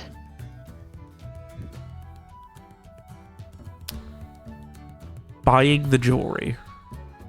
Okay. She thinks it was a beautiful bracelet, and it would match this outfit perfectly.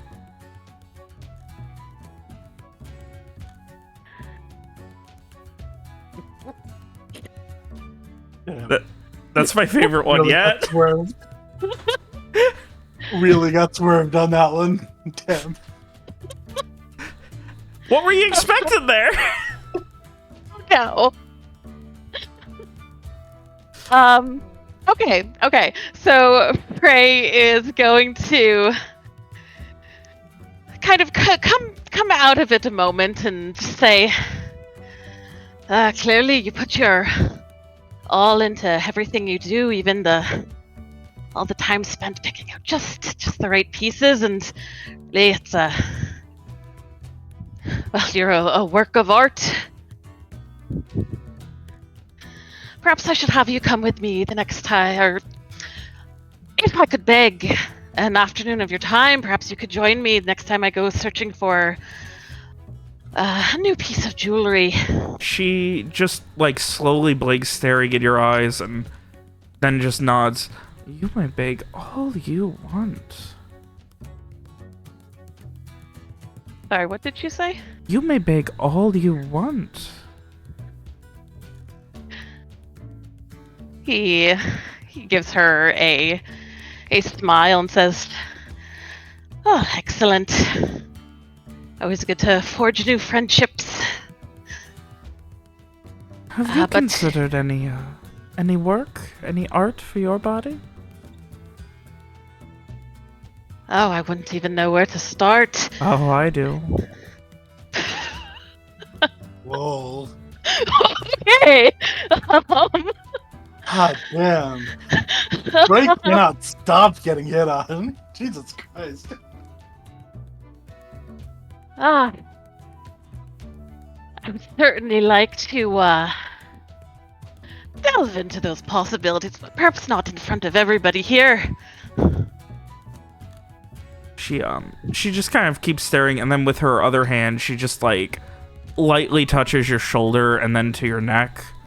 Right here. That's where I would start. And just kind of caresses your neck a couple times, then pulls her hand back. Right there.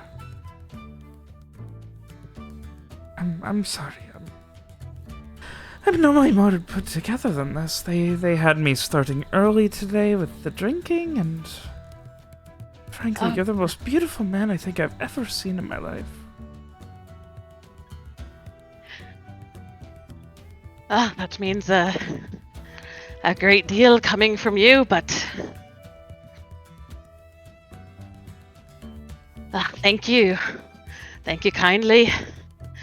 I always like to think of myself as a work of art. Perhaps you can help make it true. But I'm happy to say, milady, that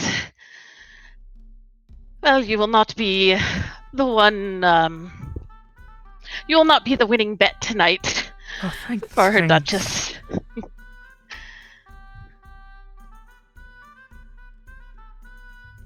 And he will back away, and he will look over at Garett, who I think is the last one left. I guess that's me then. I guess by default, if the rest of them aren't gonna die first. Oh, no, it's a matter of comparison. I think, and he kind of like, makes a stage whisper. At this point, it must be either you or your unconscious friend. Well, I guess it's time for you to read my hands then. Indeed. And Frey will hold his hand out expectantly. And I will offer my hand to Frey. Okay. If you're gonna ask about the jewelry, the only jewelry I'm wearing on my hand is my wedding ring, and I have the signet ring for the Vitecourts. Okay. So Frey will definitely make the same show of looking over Garett's ring, over Garett's hands. And he will, same as before, brush over those two rings to see what emotions he senses attached to them. I don't think Frey needs to use emotional resonance to know what emotion is attached to Garett's wedding ring and the other important ring for the family he married into. Yeah, basically just love. And a little bit of surprise that she said yes, but mostly excitement. So definitely just affirming what he already thought he would find. Yeah.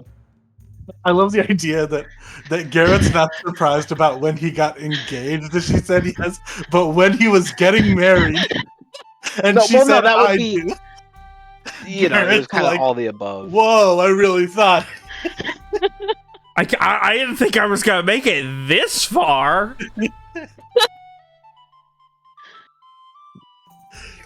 But Frey will look over Garett's hands and kind of, make little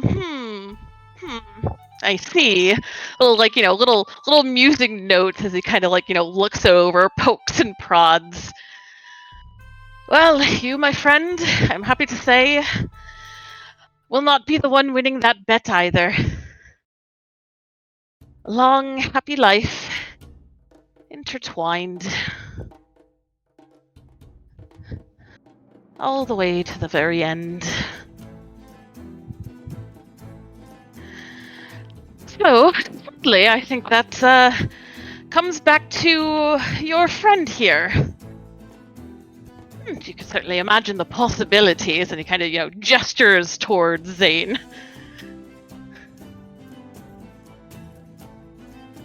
He vaguely waves towards you.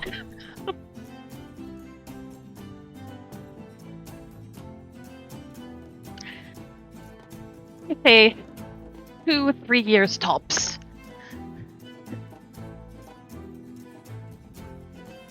Two or 3 years? They're all going to make it at least a couple of years? Oh, yeah.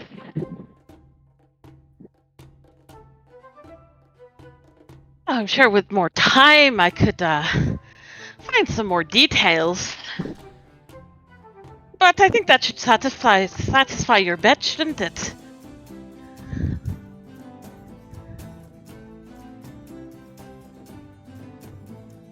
She considers for a moment and just purses her lips and scratches her chin. What the rest of my court does not know will not hurt them. Right? And she gives a very genuine smile that it's such a, like, warm and, like, curt smile that it makes her look like 10 years younger when she does it.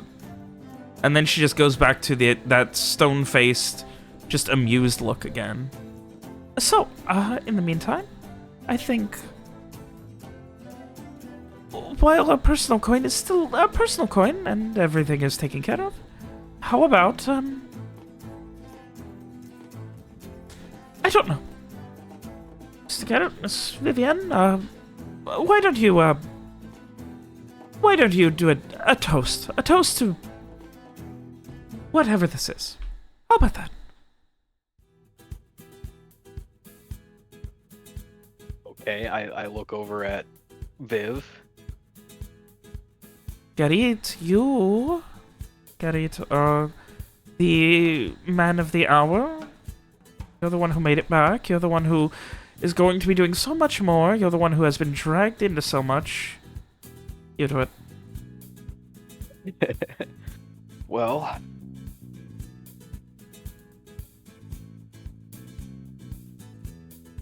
I think a toast, first of all,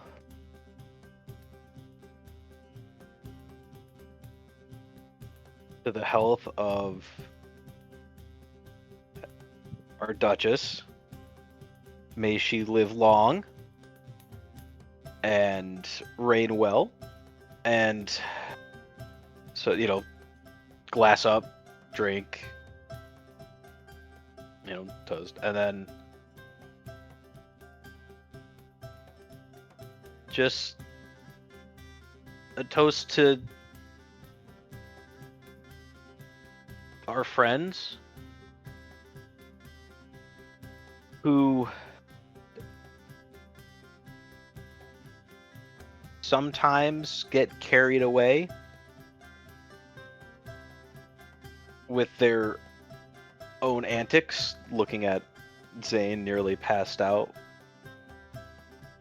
there, but also that there's always room for more friends, and in these days and ages, one can never surround oneself with enough good people. And I say, just kind of looking at everyone in the room, and bottoms up. There's a tepid agreement that grows to excitement as everyone else begins their drinks.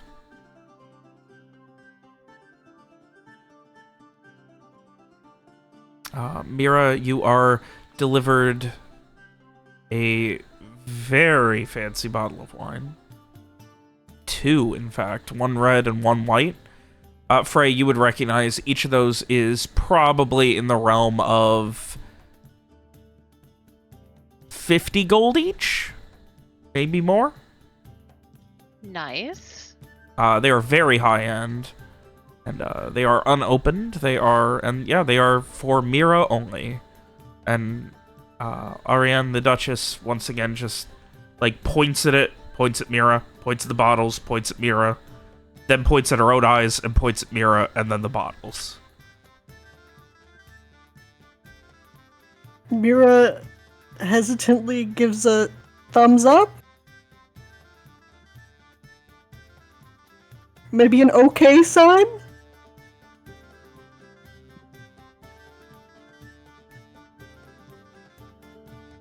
Good. Now that's settled, have some. Enjoy it, and do not let your mooching friends here have a single sip. Oh, I'm wounded.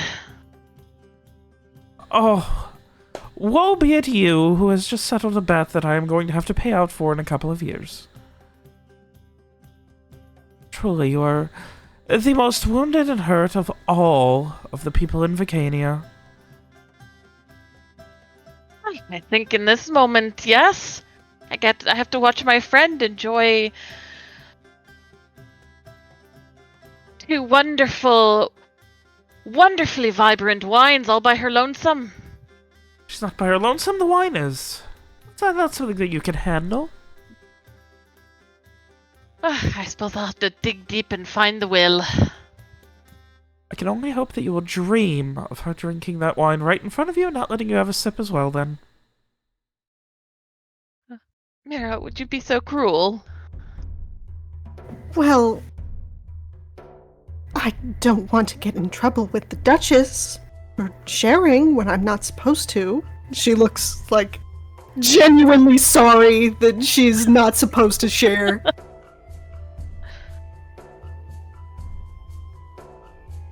Well...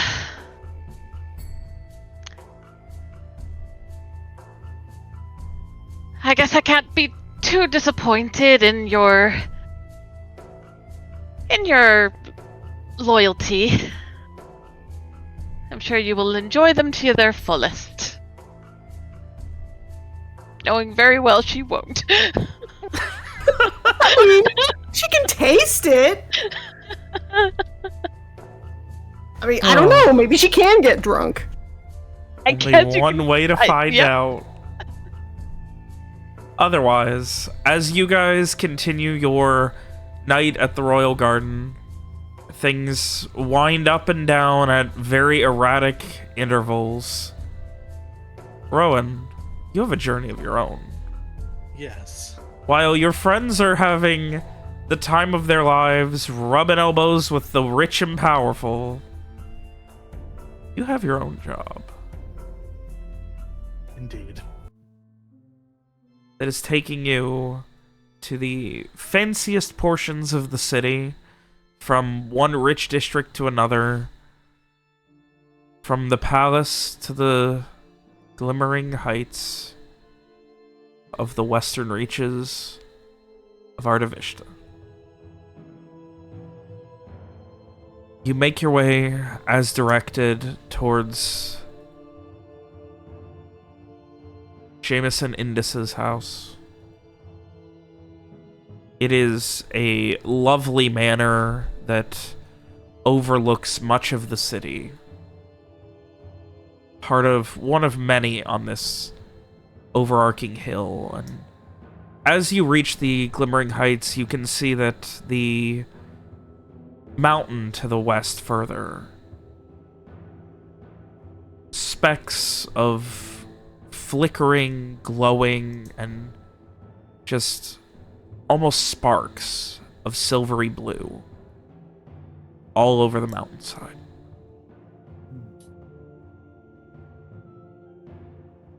Bits and pieces occasionally in the dirt between the cobblestone.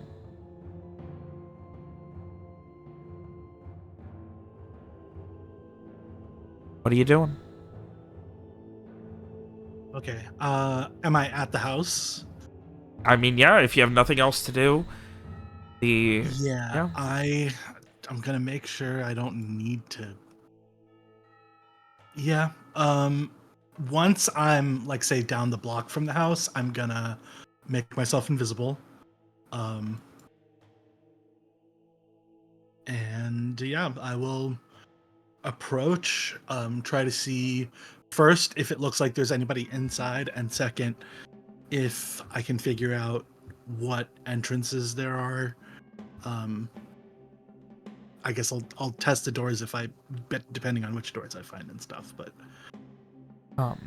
doing a quick scope of the outside while invisible, you see there is a lit fireplace, and in front of it you see a gentleman, maybe 40s, kind of slightly graying beard.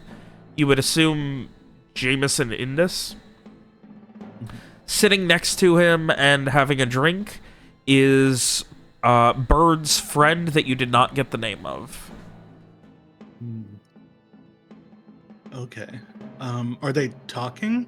Yeah, they are talking, laughing about something, maybe? You can't tell exactly, but they just seem to be enjoying a glass of wine in front of a fire. Okay, not great, but I will, I guess, circle the house and see if there's a entrance that is as far from them as possible. All right. You circle the house, and there is a servant's entrance, and there is also a back door that opens up onto, like, a small patio that seems to overlook the, like, it's got a couple of chairs set up to overlook most of the city. Okay. Would I know, at a house like this, would the servants be, like, live-in servants, or would they, like, show up during the day and then go home at night, like housekeepers or whatever? Probably more in the realm of housekeepers. This house isn't huge, but give me an no. Let's see how much you know about Vicanian customs and whether or not live-in housekeepers are common. Yeah, probably not. Like, for some really large, like, mansions and things, there are probably live-in housekeepers, but this is somewhere between a large, expensive house and a small manor. Okay. I will try the servant's entrance, trying to be as quiet as possible just to see if it's unlocked. It is. Okay. I will, as quietly as possible, open the door and go in and close it behind me. It makes no sound. Thankfully, it seems like it's been oiled. Oh, beautiful. Okay. Wow, I've never considered that maybe robbing a rich house will be a lot easier than robbing a shitty, squeaky house. Okay. Okay, I will. From the outside, did I get any sense of the layout of the house? Is it like a one-story place? It is 2 stories. Okay. The bottom story, the bottom floor, you did see, like, you did see what seemed to be, like, a lot of books and things were in the room that had the fireplace. Like, that is presumably the research room, at least from what you saw. Well, okay, that's a problem. Ooh, okay. Well, I'm gonna check everywhere else first, I guess. So, is there a staircase near the servants' entrance, like that the servants would use? Yeah, there's a staircase over there. I will go upstairs and check upstairs first, just because it's further away from them. Just make sure that there's not a study or a library or something up there. There is a small study off of the master bedroom on the second floor. Okay. It seems like you can see that there is a small, like, very small desk. Like, I'm talking, like, what would the equivalent be? Like, it's like half the size of a normal desk. Like, it's maybe 24 inches wide. It has what looks like some sort of arcane spell circle carved into it. Do I know what the spell circle would do? Give me an int magic. I would love to. Not really. It's rough. Like, someone carved this with, like, a knife very quickly.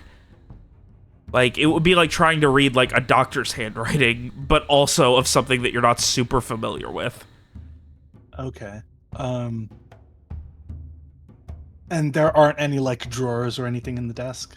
There is one drawer, and it is, like, slightly propped open, and inside of the... Like, all you see is what looks like a knife that's kind of dull, and a inkwell. And an inkwell.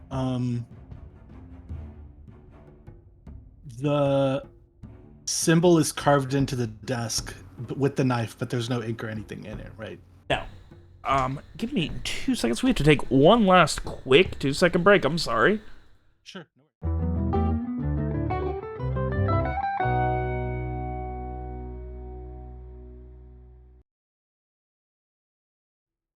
And we continue. Yes. So yes, the desk is carved. There's an inkwell inside of the desk, along with a dull knife.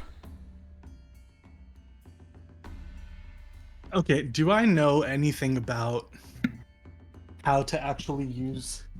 Because we've seen these symbols a few times now, both in that abandoned farmhouse with the guy and other, you know, I think on that wall at Viserian's place. Do I know if there's, like, rituals or whatever that are used, that where you use these things to cast spells, or is it like the person who made it casts whatever spell they used it to cast or whatever? Generally, it is going to be more rituals. Like, this is the kind of thing where people are creating these in order to cast spells. Like, it is a way to channel the mana in certain directions. Generally, it requires other materials most of the time, on top of certain amounts of mana.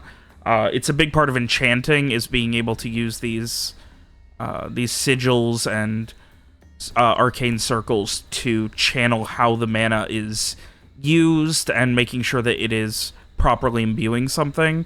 It can be the same with anything else. Like, you know, you can imbue it to create a big explosion, but of course, if you have to be right next to it, that's a little suicidal. Sure, yeah. Okay. I will keep this desk in mind, but I will go check out. There's nothing else on the second floor that is like study adjacent or whatever. No, there are a couple of books on a bedside table.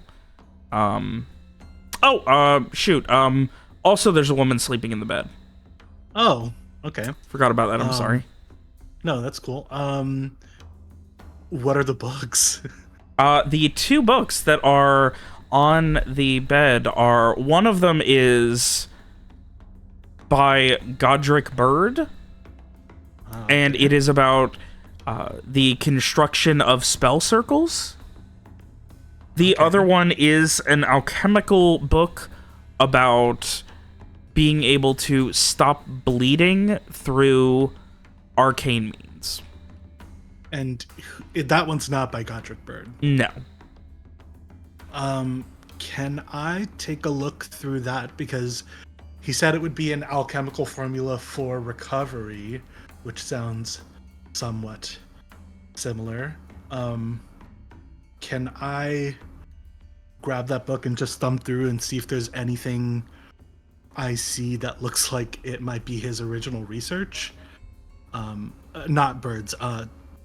Nope, this is, as soon as you open it, is a print copy. This is not handwritten or anything. Okay. Can I look at the spell circle book and see if I can figure out maybe if there's either like, was this person reading how to do this because they were making the spell circle on the desk I just saw, or if I can figure out how to trigger it or something? Oh boy, Roland's trying to learn something that he has no formal training in. This is gonna be fun. How much time are you willing to spend trying this? Let me double check how long invisibility lasts. Up to an hour per caster level. So you got like 3.5 hours left. Yeah, I'll give it. You know what? I will leave the book here for now, but I will come back if I don't find anything obvious downstairs. I don't want to like get caught up here and then ignore something really obvious downstairs. So I will go take a lap downstairs in all the non-fireplace rooms first and see if I see anything. Okay. It seems like a normal, like, kind of bougie house. Yeah. The only other place there might be something is in the study. Yeah. Where you can hear them. They are idly talking about what seems to be... there is a very, apparently big fencing tournament coming up in a couple days. And they are talking about who they're going to be placing their bets on. Okay. Are they speaking loudly or is the fire loud? No and no. Okay. Is the door to that study open? Yeah. Okay, I hate this. I would like to at least peek in and see if there's like a big desk with papers strewn all over it or something. There is a very large corner desk. It has a pile of books. You can see multiple scrolls or large parchments rolled up. There is one that is currently unrolled. It has an inkwell on one side, and then it has another book on the other to keep it unrolled. And it looks like it has an unfinished spell circle in ink on it. There is also a pile of abandoned parchments, and it looks like... You can see that there's, like, one that is on the floor as well, like, next to the fire. Okay. Let's move next to the fire. Okay, if I look at this, I guess I'll... How much of the spell circle on the scroll can I see from where I am? Like, without getting too close, too far into the room or whatever? Not a lot. You'd probably have to go in there to get a good look at it. Yeah.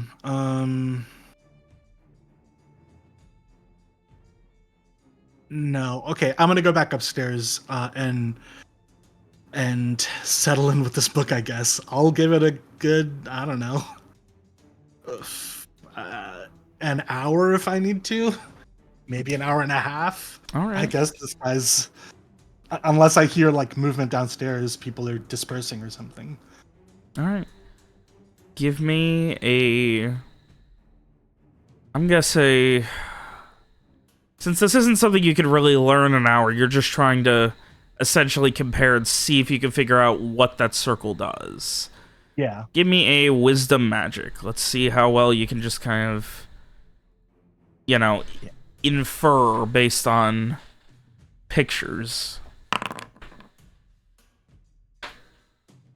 After maybe an hour of back and forth comparing, you think that this has to do with blood transfer. The ability to take blood from one body and put it into another. Interesting. Okay. This is the spell circle on the desk. That's carved into the desk, yeah. Okay. I mean, I guess I know what I have to do. Like between one person and another, essentially. Okay. Is there,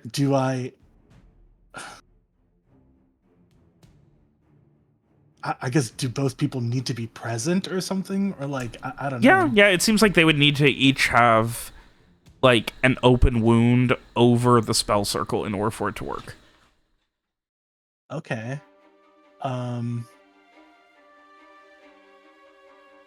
Okay, I'm gonna... Is there any paper? Actually, you know what? I will, I guess, rip a page out of the book, and take it in with me to the study, and use the inkwell to trace out the spell circle onto the sheet of paper.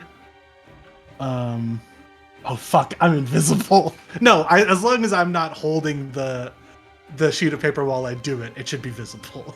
Yeah, like as long as you're not holding it, it's visible. Yes. Okay.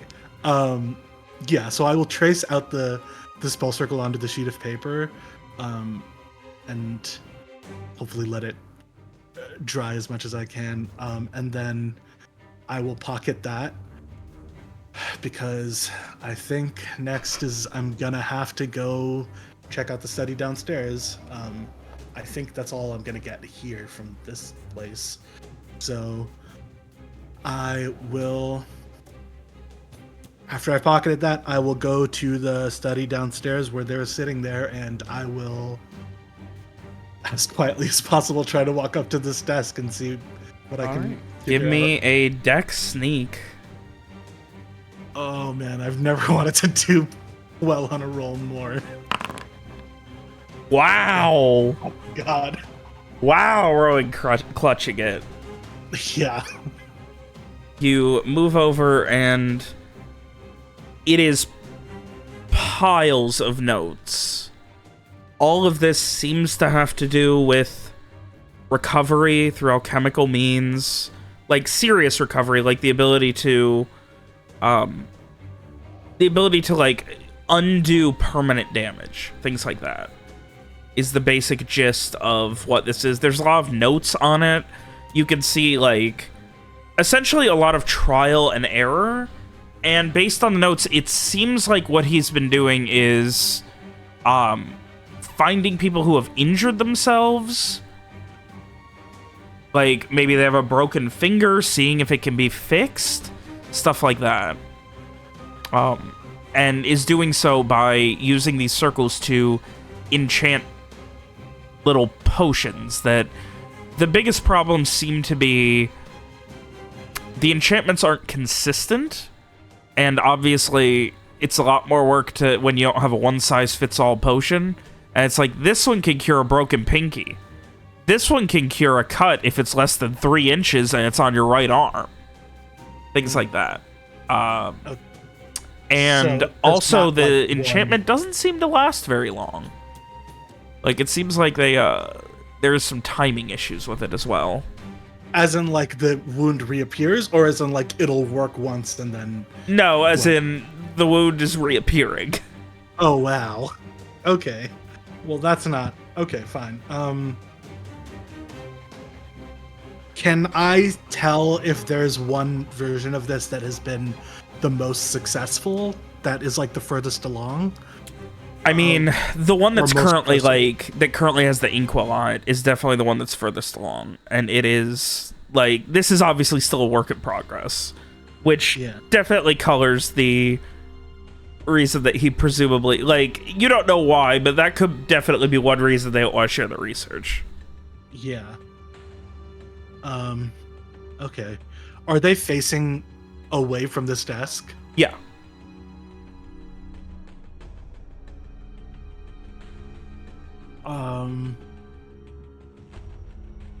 Okay, I'm gonna... Fuck. Oh, this is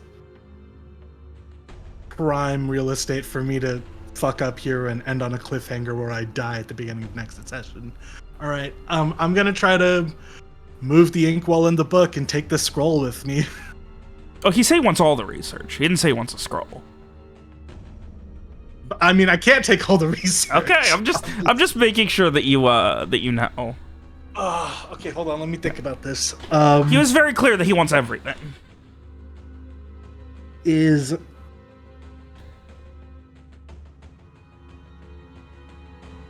Okay. I've probably been here for like 2 hours now. Yeah, probably somewhere in the realm of an hour and a half to 2 hours. Time kind of blends together when you start farting around with inexplicable magic. Okay, I'm gonna wait right here by this desk in this room for another hour and a half, maybe hour and 45 minutes, to see if these guys leave the room. After maybe another half hour, Indus does get up, and he says something about he needs to go pee. The other guy who... I'm sorry, you have definitely caught his name by now. Yeah, he's standing here for an hour and a half. Yeah, listening to this conversation. You have caught... His first name is Jacques. Okay. And you gather he is definitely also a professor. Okay. That guy's still there? Yeah, he is still there.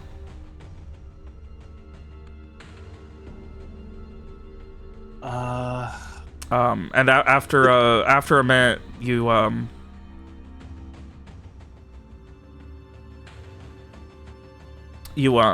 just kind of are waiting around. The other guy, Jameson Indus, is still gone, and then Jacques just kind of... So are you going to take it, or are you just going to fuck around for another hour? And that is where we are going to end. He does at that point turn and look directly at you. Yeah. And that is where we are going to go ahead and end tonight's session. Oh man, that is so embarrassing. He let you stand there for over an hour. Oh boy. God fucking did. Oh boy. So you guys got some fun stuff you're doing, huh? You haven't even been in Artivishta for a day, and you're committing, like, high treasonous crimes against the learning thing that you want to work with. That's just Rohan. The rest of us aren't involved in that. High treason. God. What a lovely session. I'm so... I feel like I was doing so well. I was so sneaky. Except that guy really saw you the whole time? I know. That's so mortifying. I imagine Rome was just quietly like standing there, arms crossed. He'd occasionally like shift his weight from one leg to the other, start like twiddling his thumbs. Yeah. Oh gosh. This is going to be my new stress stream. I think you're going to like these characters that you have now been beholden to. Because, like, you know, now they have evidence that you broke into someone's house. Row. Oh. Okay, well, I'm gonna go to bed now. But that was a lot of fun. I will see you all next week. God, you guys, the funny thing is that party means we've barely scratched the surface of Artivishta, too. So. Yep. Oh, next week. We still need that healing macro. You have to remind me this stuff. I did remind you just now. Thanks. Thank you. Fuck you. Good night. Good night.